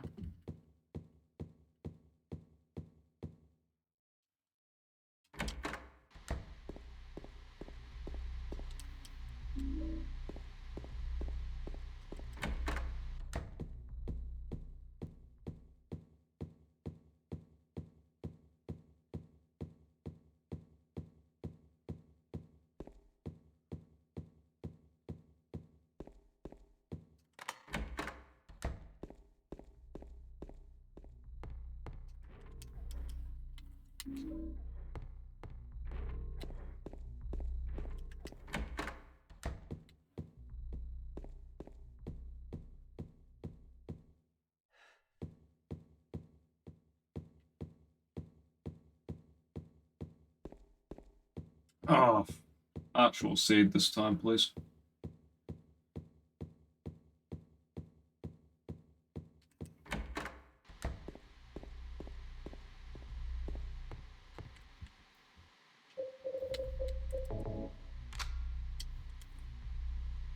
Okay. 7. 06. Oh, there we go. 06. 46, it looks like. So we got that. That's our time. That I should remember. Yeah, it definitely looks like 0646. It's not quite on the 7.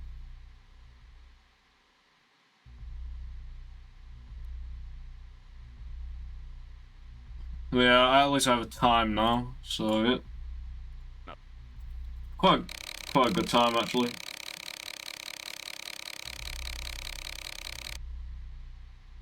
I was getting some wacky times before, like 2 PM. I was like, what the fuck am I doing?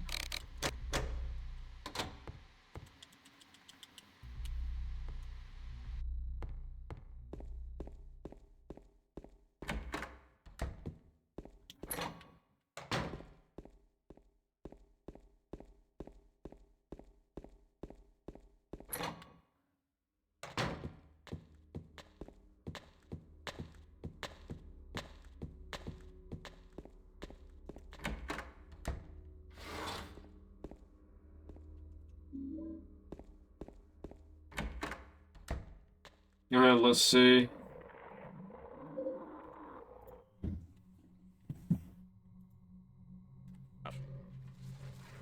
Yo, Bobo. We're gonna grab this key. That movement is different in the OG. Thank you for the follow. In the OG, we appear a little bit out of the closet. In the enhanced edition, they fixed that, and we're facing pretty much right where we need to be. So you're just gonna hold down to pick up that key, and then run around the corner, and out the door.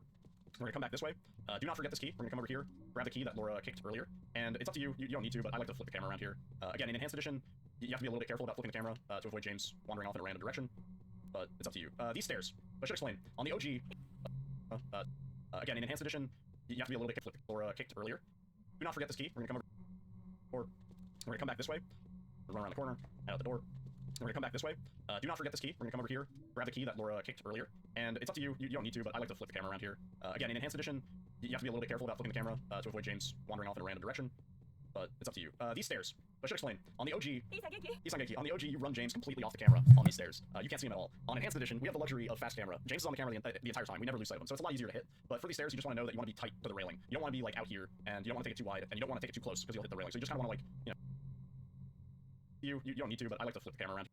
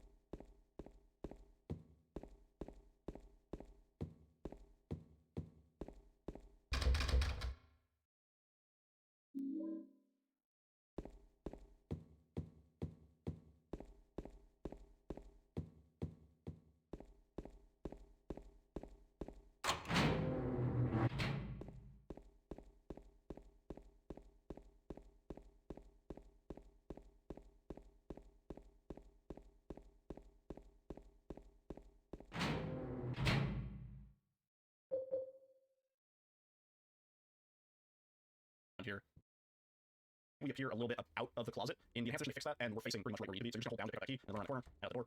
We're gonna come back this way. Do not forget this key. We're gonna come over here, grab the key that Laura kicked earlier. And it's up to you. You don't need to, but I like to flip the camera around here. Again, in enhanced position, you have to be a little bit careful about flipping the camera to avoid James wandering off in a random direction.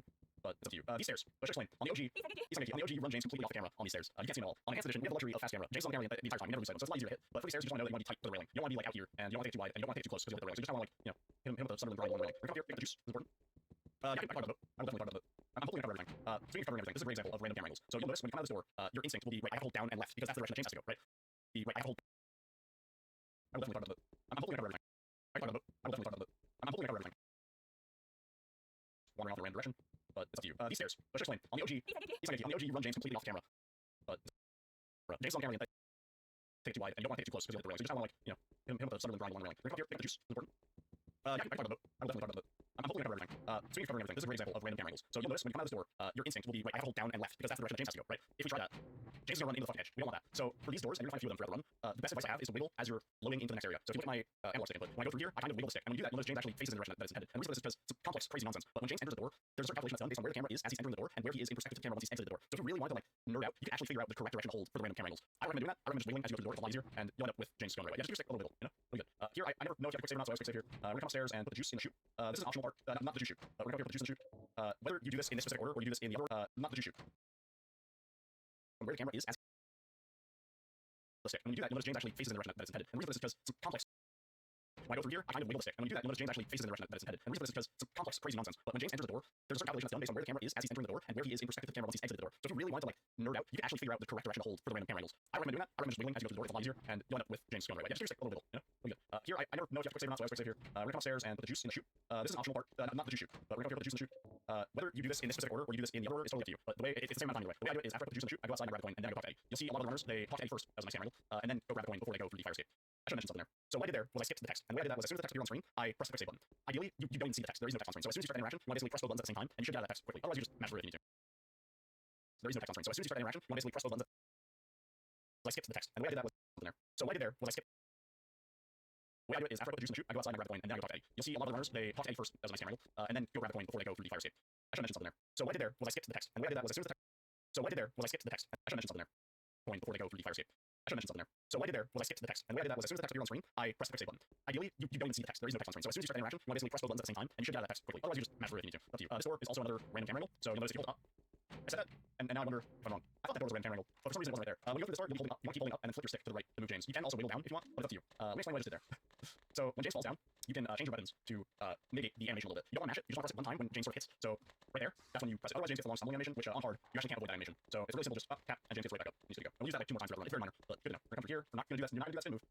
I recommend doing it more visually. Yeah, you'll feel it. If you press the button too many times, you can just repeatedly like fall forward. Don't do that. Just press it once, and either you got a little too early or you got a little too late. Don't worry about it. We're coming here. We're gonna talk to Eddie. Hi, Eddie. Come back up here. Again, your route may differ here. We're gonna hold down. I always do a wiggle there. I don't know if it's necessary. This door is a random camera angle, so definitely wiggle. You saw James was like facing the wall for a second. I'm gonna come back up here. This might be part where you go grab the coin outside, depending on what you want to do. And we're gonna head over to the fire escape. This is where I do my second split. This cutscene does pause the timer, but not once the text appears on screen. So you'll notice the timer pause when the text appears on screen. Eventually the timer unpauses. So it's not a huge rush, but you want to skip that cutscene at some point. Getting through that window also another random camera angle. You're gonna wiggle. All these interior hallways not random. So you can reliably hold left to get down the staircase, and you can flip to the right, get around. Stairs are gonna be a big struggle for anybody learning this run for the first time. It's just something that you kind of have to.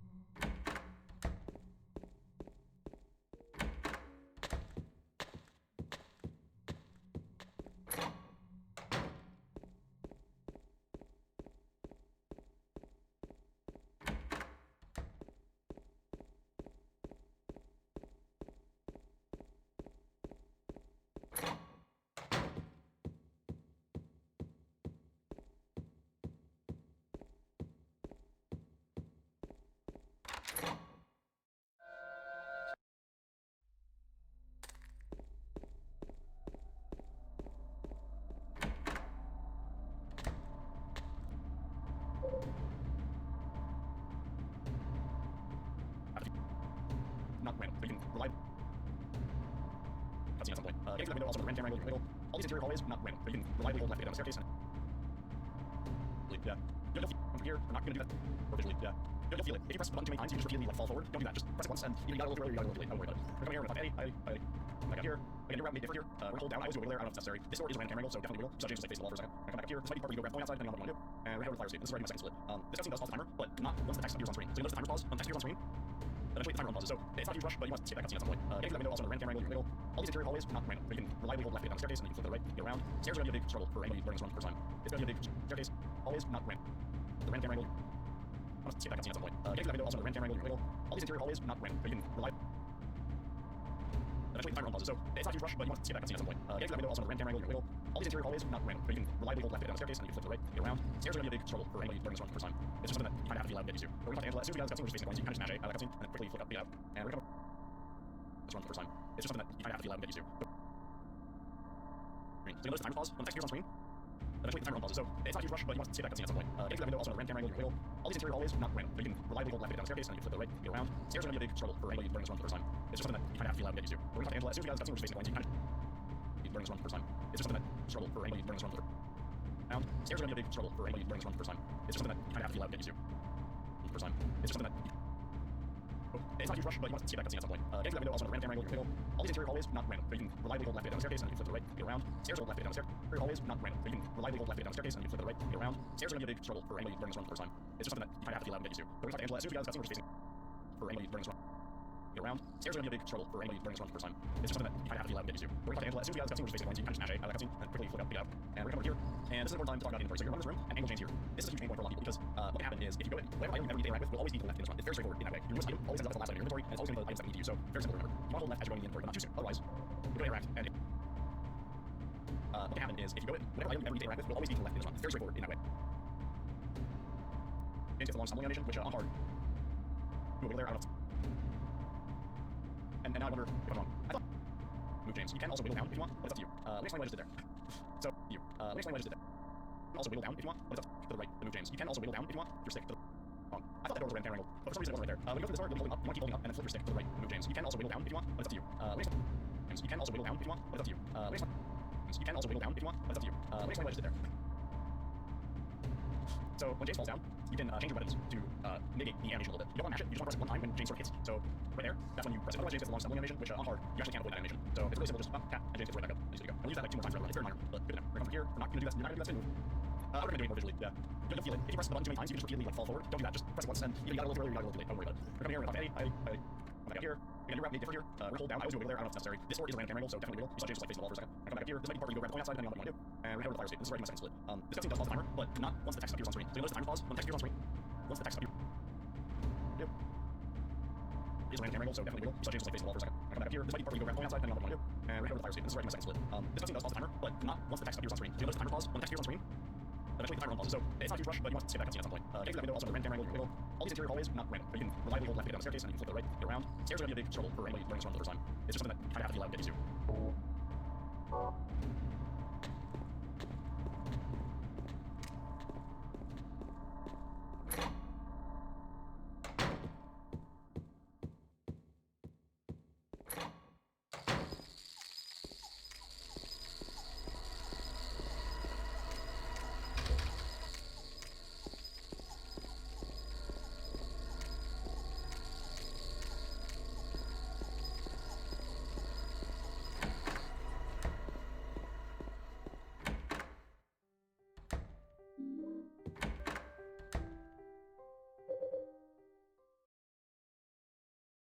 We're going to talk to Angela as soon as we get out of this cutscene, we're just facing the points. You can kind of just mash A out of that cutscene and quickly flip up, get out. And we're going to come over here. And this is an important time to talk about inventory. So you're running this room and angle chains here. This is a huge chain about inventory. So you're running this room and angle chains here. This is an important get out. And we're going to come over here. And this is an important time to talk about inventory. So you're running this room and angle chains here. This is a huge pain point for a lot of people because what can happen is if you go whatever item you ever need to interact with will always be to the left in this run. It's very straightforward in that way. Your newest item always ends up at the last item in your inventory, and it's always going to be the items that you need to use. So very simple to remember. You want to hold left as you're going in the inventory, but not too soon. Otherwise, you're going to interact, and it looks like I can't use that here. And you can see it in camera. Sometimes you can't, but basically we tilted too early, and James is now facing entirely the wrong way. So it's something that you kind of learn through just kind of feeling out. But you want to oh, it sucks that I don't have like gaps in my inventory because I did that. You want to basically interact, wait a second, or not a second, you want to wait like a frame. It's very tight in the hand position, and then start interacting and be able to use it. So your here is old man goes in 2, and you'll notice I was pressing escape to get out of that fade out early. I'll do the next one without it, just for example. But if you don't press escape, and it's important to press escape for this. Obviously we're using the mouse for these puzzles, so it's pretty easy to shift the mouse and keyboard for this part. If you don't press escape, you get this long fade out animation like that, and that prevents us from interacting. It's again a minor time save, but something that we want to get optimal. So what we're gonna do is we're gonna interact, we're gonna get control, put the coin in, start pressing escape, and that way we skip the fade out. You don't need to do it on the last one. I was just doing it as And this is an important time to talk about inventory. So you're running this room, and angle chains here. This is a huge pain point for a lot of people because what can happen is if you go to whatever item you ever need to interact with will always be to the left in this run. It's very straightforward in that way. Your newest item always ends up as the last item in your inventory, and it's always going to be the items that you need to use. So very simple to remember. You want to hold left as you're going in the inventory, but not too soon. Otherwise, you're going to interact, and it looks like I can't use that here. And you can see it in the camera. Sometimes you can't, but basically we tipped it too early, and James is now facing entirely the wrong way. So it's something that you kind of learn through just kind of feeling out. But you want to oh, it sucks that I don't have like a gaps in my inventory because I did that. You want to basically interact, wait a second, or not even a second. You want to wait like a frame. It's very tight in the hand position, and then start interacting, and you'll be able to use it. So the order here is old man goes in 2, and you'll notice I was pressing escape to get out of that fade out early. I'll do the next one without it just for example. But if you don't press escape, and it's important to press escape for this. Obviously we're using the mouse for these puzzles, so it's pretty easy to shift the mouse and keyboard for this part. If you don't press escape, you get this long fade out animation like that, and that prevents us from interacting. It's again a minor time save, but something that we want to kind of get optimal. So what we're gonna do is we're gonna interact, we're gonna get control, put the point in, start pressing escape, and that way we skip the fade out. You don't need to do it on the last one. I was just doing it as an example. You only need to do it on the first two. And once we do the puzzle, we just press A, grab the key, and we head back up the stairs. All right. What have I already missed? I feel like I already missed something. For this door, this is a really hard room to get right. There's no way I can explain this in words. But basically, you kind of want to do it like that. There's so many camera angle changes in this room that it always fucks people up because you get to that.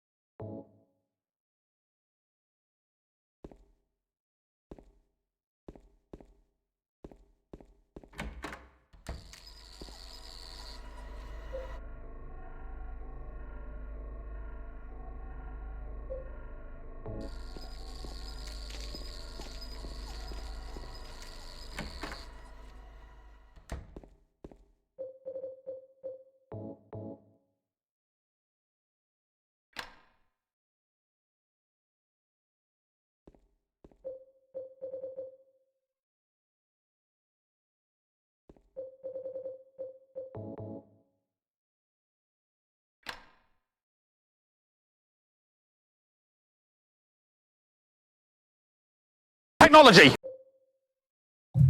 Yo, Spider. How's it going, dude? I'm getting tired, but I'm persevering. You know what I mean? It's a fucking emoji.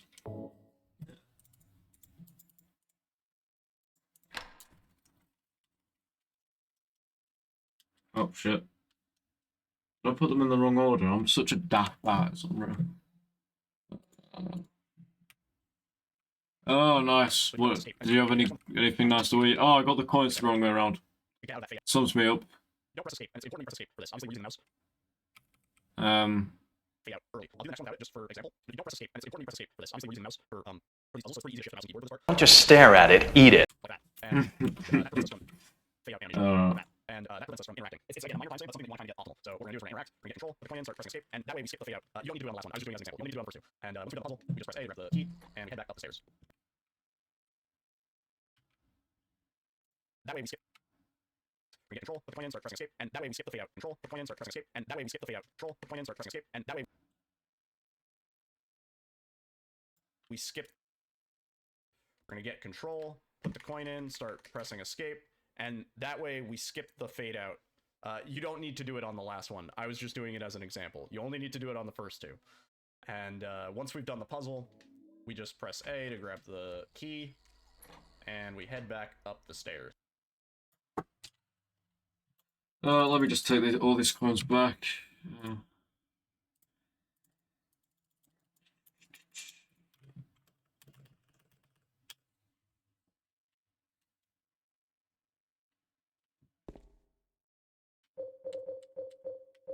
Let me just get the puzzle solution up, just so I don't get fucking... From interacting. It's again, a minor time save, but something that you want to kind of get optimal. So what we're going to do is we're going to interact, we're going to get control, put the point in, start pressing. Yep, so it's... Okay. So what we're going to do is we're going to interact, we're going to get control. I got the coins horrifically wrong. But spaghetti, that's great, dude. I got wrong with fucking spaghetti. Fuck. I don't know how he did that little thing where he saves time for like a second or whatever.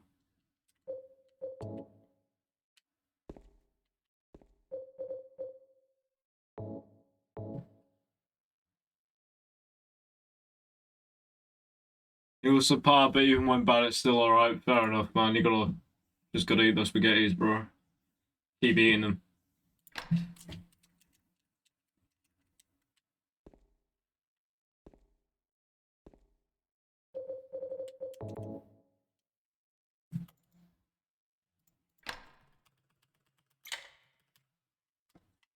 Don't know how he does it.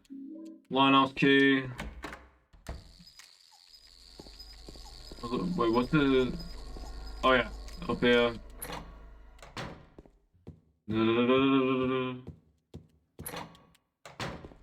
Then you go all the way up here. Then you go. I remember bits of this run. Oh, like that. Fucking weird ass movement, but I got it down. You won't believe how like weird the movement in this game actually is. And then we're on to the boss fight, and then that apartment's done. The plan is start pressing escape, and that way we skip the fade out. You don't need to do it on the last one. I was just doing another example. You don't need to do it on the first two. And once we do the puzzle, you just press A, grab the key, and head back up the stairs. Alright. What I heard in this, I heard in this. From this door, this is a really hard room to get right. There's no way I can explain this in words. But basically, you kind of want to do it like that. There's so many camera angle changes in this room that it always fucks people up because you get to that part and you're like, oh fuck, where do I go now? I've seen people like run in and out of this section like 5 times before being like, oh shit, please, just let me in. So a lot of this is just flicking the stick. So you want to be firm and just flick as you get to the camera angle change so that you're reorienting James according to the direction the camera's pointing in. So flick, and then you do another flick and knock on the wall, and you step back to the door, all good, and we're hanging pyramid head. So assuming you skipped the falling animation of the pool, at this point you have to pistol out. We want to switch out to the chainsaw for pyramid head. So what we can do is, you'll notice when James switches weapons while he's running, he kind of like stops. So it's not efficient to switch out weapons on the fly. As we're entering the store, we want to switch weapons. You won't see James do it most of the time, but you saw him do it that time. You want to switch as you're interacting with the door, just so that you don't have to deal with that animation. So this fight's really simple. We're gonna run up pyramid head, actually, and just kind of chainsaw him in the balls, and then you saw him do it that time. You want to switch. So what we can do is, you'll notice when James switches weapons while he's running, he kind of like stops. What button do I have to switch weapons? Oh, well, I can look up.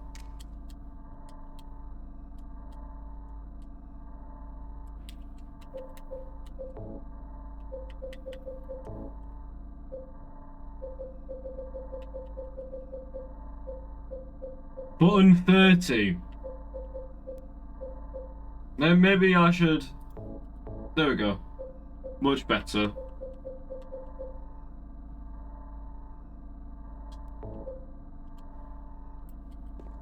Oh, there we go. Look, there we go. Chainsaw. So it's not efficient to switch out weapons on the fly. As we're entering the store, you want to switch weapons. You won't even see James do it most of the time, but... Oh, well, you saw him do it that time. You want to switch... Yeah, apparently this is part of the new game run as well.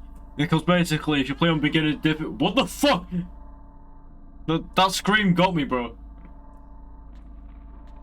No, it's because we're playing on beginners. The game thinks we're so shit that they need to give us a new game plus item. That scream is so fucking funny, bro. As you're interacting with the door, just so that you don't have to deal with that animation. So this fight's really simple. We're gonna run up to Pyramid Head, actually, and just kind of chainsaw him in the balls, and then just run in the corner. Pyramid Head is still active during this fight. If you block his path, he'll attack you. As many people have probably learned casually. So you want to kind of get out of the way as soon as possible so he doesn't start an attack animation.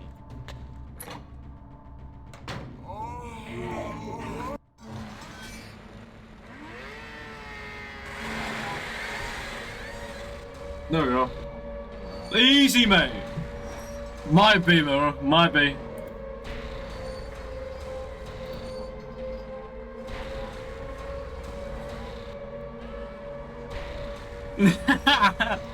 It's so wacky.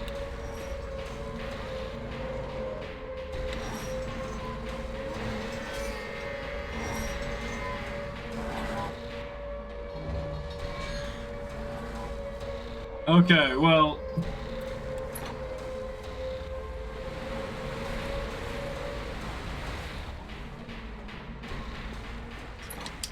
Okay, apartment's done, bro. We did it. Now I'm just gonna like put Yiddle on 5 times speed because I'm pretty certain of what we're doing here. But yeah,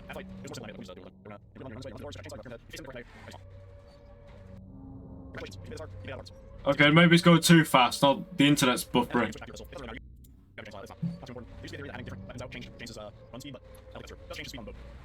So stairs are a little tricky with camera angle, and for this, that door is also ran camera angle, so you're not going to be able to have that door. Once we get outside, we're going to start saving again. I'm just trying to take nice, clean lines. We're going to skip this cutscene, and come up here, you don't want to quick save going to this cutscene, because we actually get control of James when we're not supposed to be during this cutscene. We get control of him faster than we otherwise, so we go into this cutscene, quick save, and you just run James off. I kind of like the cutscene keeps playing. If you press the skip cutscene button, we'll go back to James, but... What the fuck? I don't remember that in the original.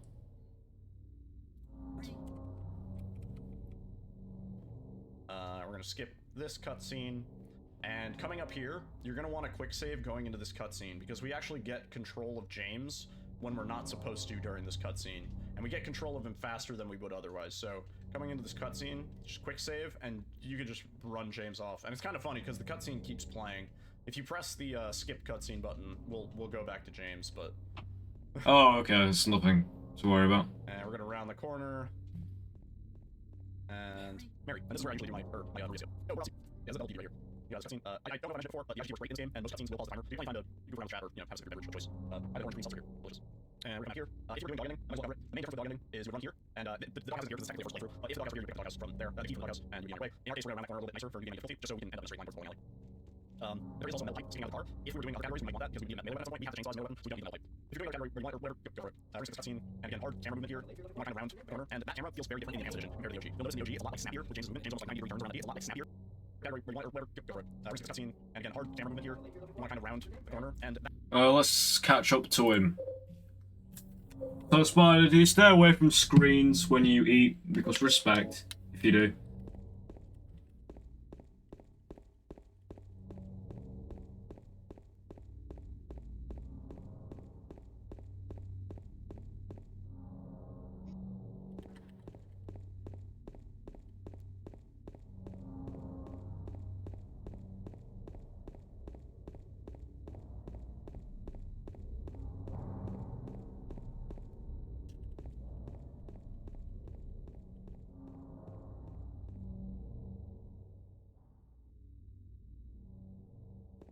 Oh.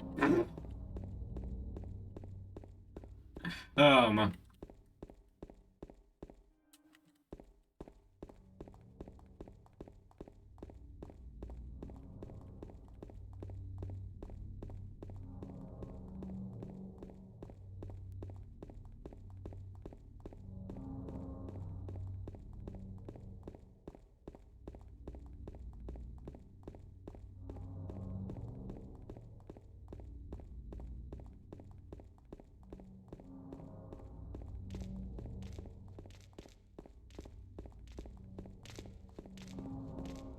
My movement is so wiggly, bro.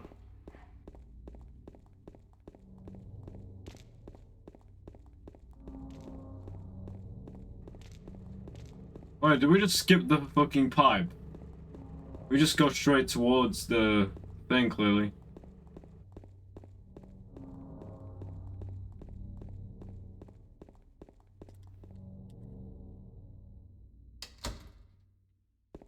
Okay, I'm just gonna make sure, because since we have the chainsaw, do we even need the pipe anymore?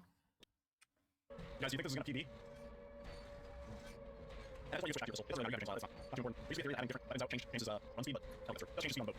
Not speed. So stairs are a little tricky with camera angle, and for this, that door is also a camera angle, so you're gonna want to go out that door. Okay, that's how we're The correct logic, bro. again. I'm just trying to take nice clean lines. This cutscene, and come here, you don't like to save on this cutscene, so you actually control James. We're not supposed to be your cutscene. You control him faster than the other, so we're in this cutscene, save, and you just run James off. I think the cutscene's fine. If you press the skip cutscene button, we'll go back to James, but... And we're around the corner, and Mary, this is where I usually do my reset. Oh, what's up? There's a double key right here. You guys, cutscene, I don't know if I mentioned before, but you actually do great in this game, and most cutscenes will pause the timer. You can find you go around chat or, you know, have a choice. I don't want to free stuff here. Delicious. And we're here. If you're doing dog ending, I'm going to cover it. The main difference with dog ending is we run here, and the dog house is here because it's technically a first playthrough, but if the dog house is here, you pick the dog house from there, the key from the dog house, and you get away. In our case, we're going to round the corner a little bit nicer for you to get difficulty, just so we can end up in a straight line towards bowling alley. There is also a metal pipe sitting on the car. If we're doing other categories, we might want that because we need a melee weapon at some point. We have chainsaws, melee weapons, we don't need a melee pipe. If you're doing a category, we're go for it. We're cutscene, and again, hard camera movement here. You want to kind of round the corner, and that camera feels very different. You want to kind of round, and again. I definitely remember getting the pipe in the original. This is where with the chainsaw, we probably don't need it. Doing dog ending, I might as well cover it. The main difference with dog ending is you would run here, and the doghouse isn't here because this is technically a first playthrough. But if the doghouse were here, you would pick up the doghouse from there, the key from the doghouse, and you would be on your way. In our case, we're going to round that corner a little bit nicer for new game any difficulty, just so we can end up in a straight line towards the bowling alley. There is also a metal pipe sticking out of the car. If we were doing other categories, we might want that because we would need a melee weapon at some point. We have the chainsaw as a melee weapon, so we don't need the metal pipe. If you're doing another category where you want it or whatever, go for it. We're gonna skip this cutscene, and again, hard camera movement here. You want to kind of round the corner, and that camera feels very different in the enhanced edition compared to the OG. You'll notice in Oh well, I'll see how it feels in the OG. I mean, in the enhanced edition.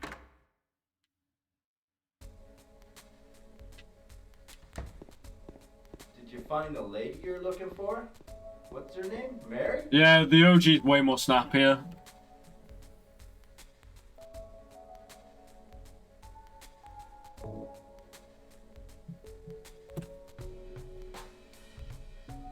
the OG, it's a lot like snappier with James's movement. James almost like 90-degree turns around that table. In the enhanced edition, you're kind of forced to do like a wide U-turn, sort of. What do you mean find the leg? So, iconic cutscene, you can watch it in your playthrough. Run over here, we're going to down diagonal angle that. Now, this is actually going to be either way you run, we're going to cutscene. It's actually less time, run to the right, just trigger it, almost as a way of the developer saying, like, hey, move this, don't run that way. So, if you go to the left, it's like that tiny bit slower. Like, on the right, you barely even have to move in the cutscene, and we continue on the way. Again, quick saving, fall here, you don't need to mash. Again, quick saving, fall here, you don't need to and you cutscene, and we continue on the way. To the left, it's like that tiny bit slower. Like, on the right, you barely even have to move in the cutscene, and we continue on the way. Again, quick saving, fall here, you don't need to mash, you're not sorting next, you just quick save casually, run through here, and run up to trigger this cutscene. And then run down, and Heaven's Light is, I keep saying this, really hard camera movement. So, I'll explain from this door. So when you get here, James is facing the wrong way. So the first thing you want to do is sort of make him up so that you can actually get him to go up the stairs. So, go like that. It's not even an up angle, it's actually more of a diagonal left. Yeah, it's like diagonal left, it's really up. And then the stairs are notorious for that. So when you get to this part, if you turn to it, you want to make sure you're firm, you're actually turn around. Wait a minute, hold on. Where's like a couple units? So we're down here, we're going wall. Go here, left. Oh, finally getting to hospital though. And up here, this. And now, it's very counter to it. And it's funny you explain the words, but you'll know when you do it. Up again, you're going up and then fix it left, and then go again. That door has great instant. I absolutely fucking hate the hospital, by the way. I'm not looking forward to learning that part.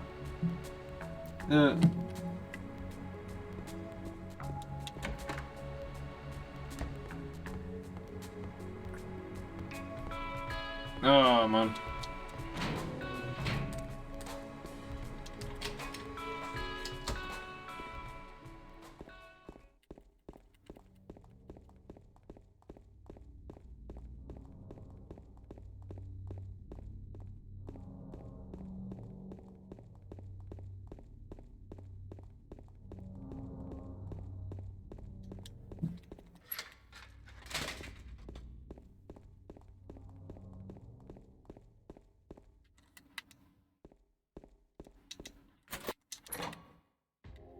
Wiggle, bitch. Oh shit, I went the wrong way.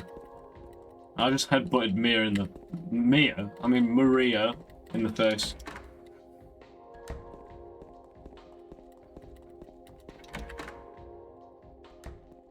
Not great.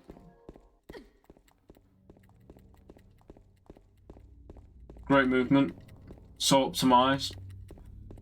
PB on the way.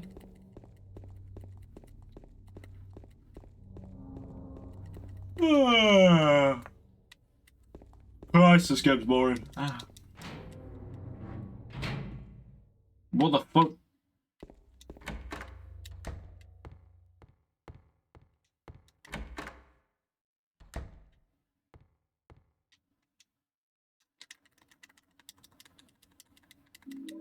Okay, now let's watch him. We're going here, another random camera line on that door. All the entering buildings have random cameras. So, I explained before, but you'll notice, as soon as the text appears on screen, and you want to do this as fast as possible, you press quick save, and the text all disappears. All like 6 of those dialogues are gone. So the way to do that, the optimally is when you pressing quick save as you interact, so at the same time, you do AX action. This is another section where you actually do this in order. You go get the key first, and then come around the corner and the bent needle. You go get the bent needle first, and then go around the key. I always get the bent needle first, I don't know why, it just makes sense to me. And these doors, you can interact with these doors without the camera actually shifting. Press quick save, and the text all disappears. All like 6 of those dialogues are gone. All disappears. All like 6 of those dialogues are gone. So the way to do that, the optimally is you want to be pressing quick. So the way you'll do that, press quick save, and the text all disappears. All like 6 of those dialogues are gone. All like 6 of those. Quick save. And we're in it. So, I didn't explain it well before, but you'll notice, as soon as the text appears in the camera movement, where when most of the time when you go into it, you'll be able to hold the stick up in order to get out clean. This is where I usually do my split for Reach Hospital. We're gonna come here, another random camera angle line on that door. A lot of the entering buildings have random camera angles. So, I didn't explain it well before, but you'll notice, as soon as the text appears on screen, and you want to do this as fast as possible, you press quick save, and the text all disappears. All like 6 of those dialogues are gone. So the way that you'll do that, optimally, is you want to be pressing quick save as you interact, sort of at the same time. You want to do an AX action. This is another section where you can actually do this in either order. You can go get the key first, and then come around the corner and get the shotgun and the bent needle. You can go get the bent needle first, and then go around and get the key. I always get the bent needle first. I don't know why, it just makes sense to me. And these doors, you can interact with these doors without the camera angle actually shifting. So, key, I always get the AX. So the way you'll do that, optimally, I usually do my split for Reach Hospital. We're gonna come here, another random camera angle line on that door. A lot of the entering buildings have random camera angles. So, I didn't explain it well before, but you'll notice, as soon as the text appears on screen, and you want to do this as fast as possible, you press quick save, and the text all disappears. All like 6 of those dialogues are gone. What? So Oh, I didn't. Fair enough. Pressing quick save as you interact, sort of at the same time. You want to do an AX action. This is another section where you can actually do this in either AX action. As you interact, sort of at the same time. You want to do is you want to be pressing quick save as you interact, sort of at the same time. You want to do an AX action.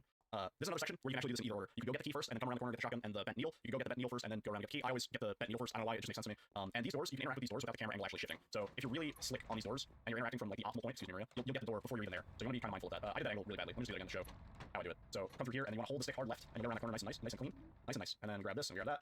We head back around. We're gonna come through this door, and we just hold kind of left into up for that. Grab the key, bonk into Maria, And for that camera angle change in the hallway, that's a good one to mention. For these quick camera angle changes, you want to just flick the stick up as soon as you see the camera angle change. If you're kind of slow about it, James might go off in a weird direction, but again, something that you're just gonna have to play with by running in. And come over here, go to 7335. This is a static code, it's always the same. And then we're gonna come to this room. You see Maria's cutscene. We're gonna grab the root key and straight out the door. And then again, flick the stick up. Oh, I hate this part. I hate this part to bits. I hospital. It's not a fun part of the run, particularly. Definitely go up here.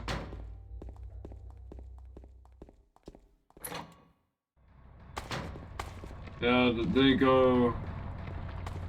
Did they get the shotgun, I think? Let's see how he does it.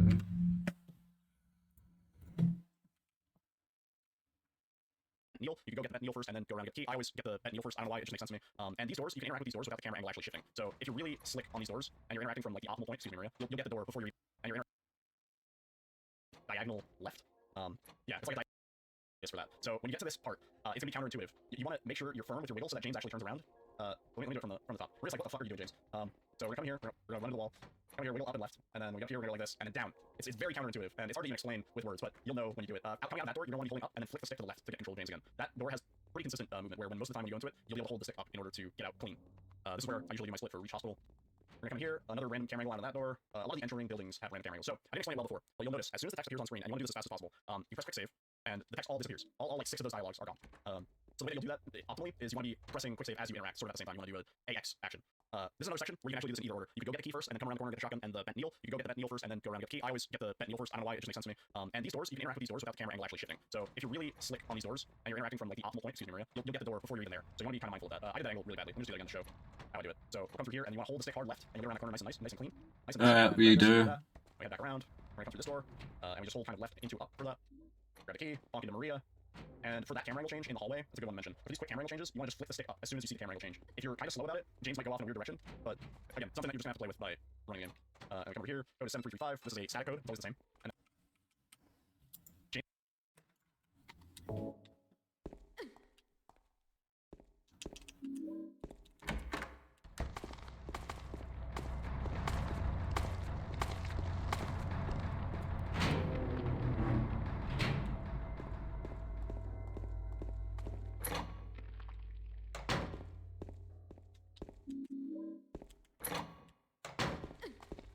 Murray's in the way, man.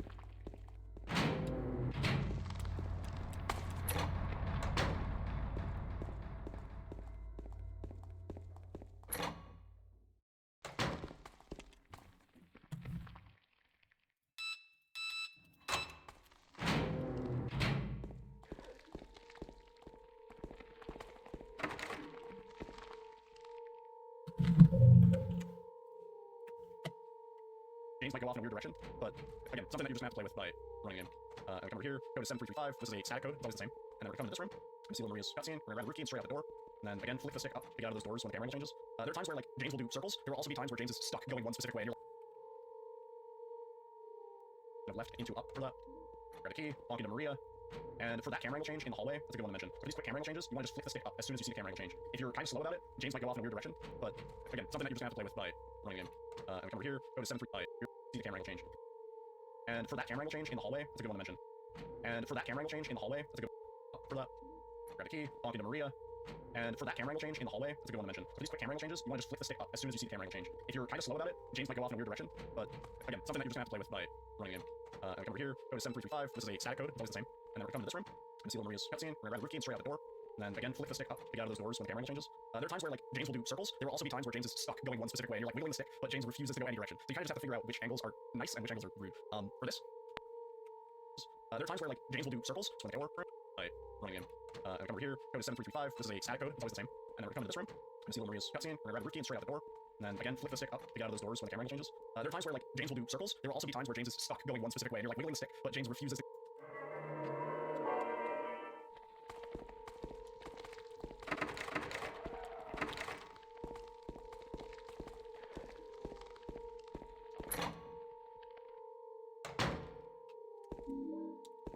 They go to the roof.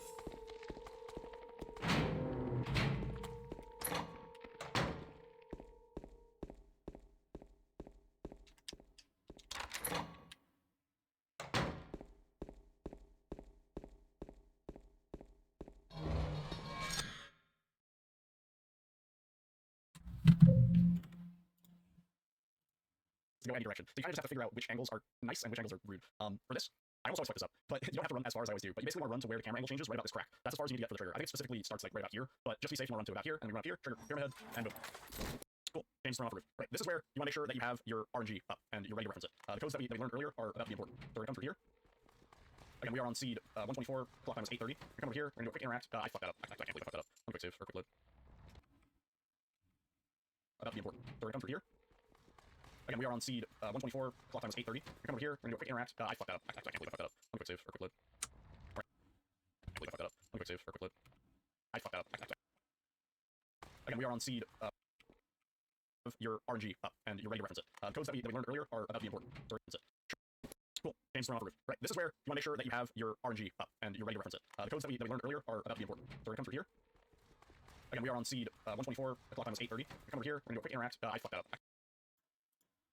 I can't believe I fucked that up. One quick save or quick load. Where am I? Okay, we're doing this part again. Sorry. I thought I quick saved right before the interaction, but apparently not. Let me just reorient myself. Bang Maria again. That's not necessary, although it kind of does help, because for this specific category, we're aiming for the leave ending. Here's another thing I should mention. It's up to you whether you want to do it, but during the pyramid head fight, at the end of the fight, if you want to pre-position your cursor, and this will vary depending on your version of Enhanced Edition. That's why I was like, I don't know how important it is to mention. Future versions of Enhanced Edition will have the option to center your cursor no matter what position it was last left in. In our case, we are not on that version, we don't have that setting. So if you wanted to, in the pyramid head fight, you can go to load game, because that won't run the timer, and you can position your cursor to like right about here. There's like a little white spot on James's face. And this will make it so when you interact with this, your cursor, I kind of fucked it up, is almost in the right spot. Otherwise, your cursor will usually be around here. It'll vary depending on your resolution and your settings and stuff like that, but if you want the cursor to be more central to the button, you can do that strat. Kind of glad we had to restart that section, actually. But explain that. So let me grab the key again, we're going through here. We're going to trigger pyramid head. This is good too, because now we get a nice, thorough example. Again, you can interact with those doors without being fully in front of them. Trigger pyramid head, skip the cutscenes, run through here. From this point forward, James will be injured. Do not worry, enemies in this difficulty can hit you, I think, like 2 or 3 times before they'll kill you. Just, you know, don't dilly-dally. So here, we're going to combine both of these keys so that we can get the interaction at the same time. There's a couple other instances where we're going to be combining key items so that we can use them simultaneously. So here, we're going to combine both of these, and that'll take off both of the locks at first. And again, our code is, or our clock is 8:30, so 38:53 and 86:36. Perfect. We're going to grab this.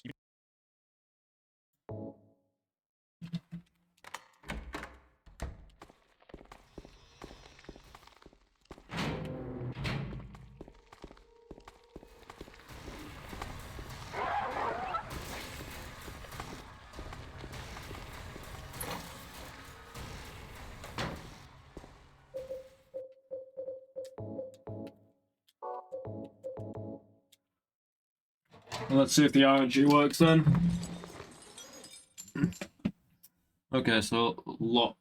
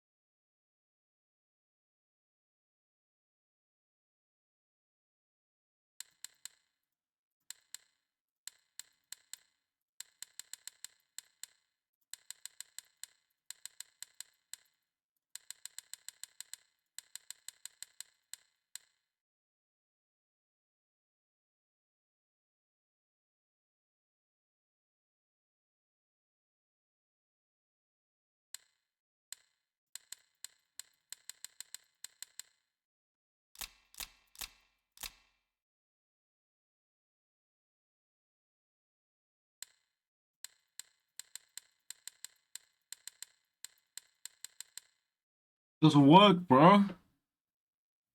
I want to cry my eyes out.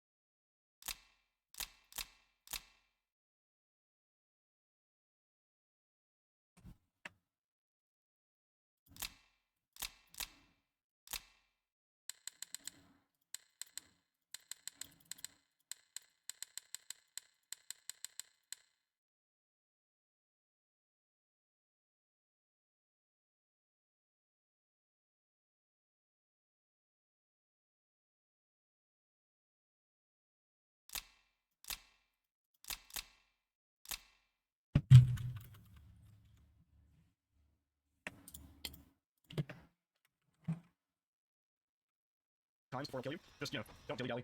So here, we're gonna combine both of these keys so that we can get the interaction at the same time. There's a couple other instances where we're gonna be combining key items so that we can use them simultaneously. So here, we're gonna combine both of these, and that'll take off both of the locks at first. And again, our code is, or our clock is 8:30, so 38:53 and 86:36.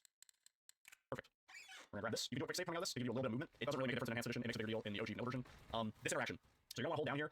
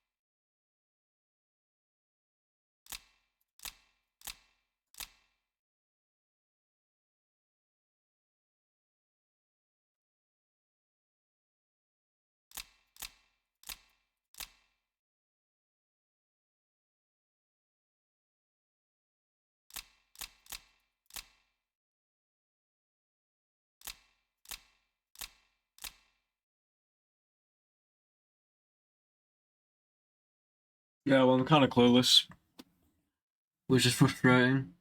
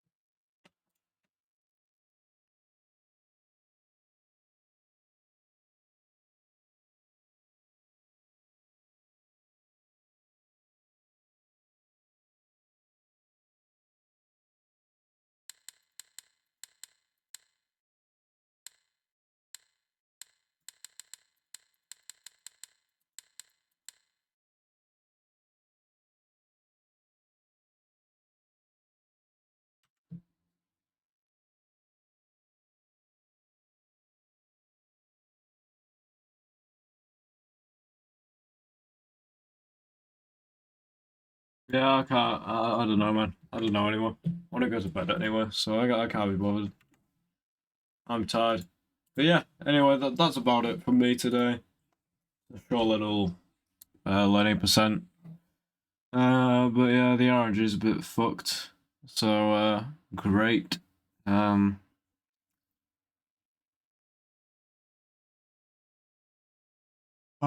yeah, I'll see you around. Thanks for tuning in, School Spidey. It was nice doing a little one. And yeah, I'm fucking stretching like hell.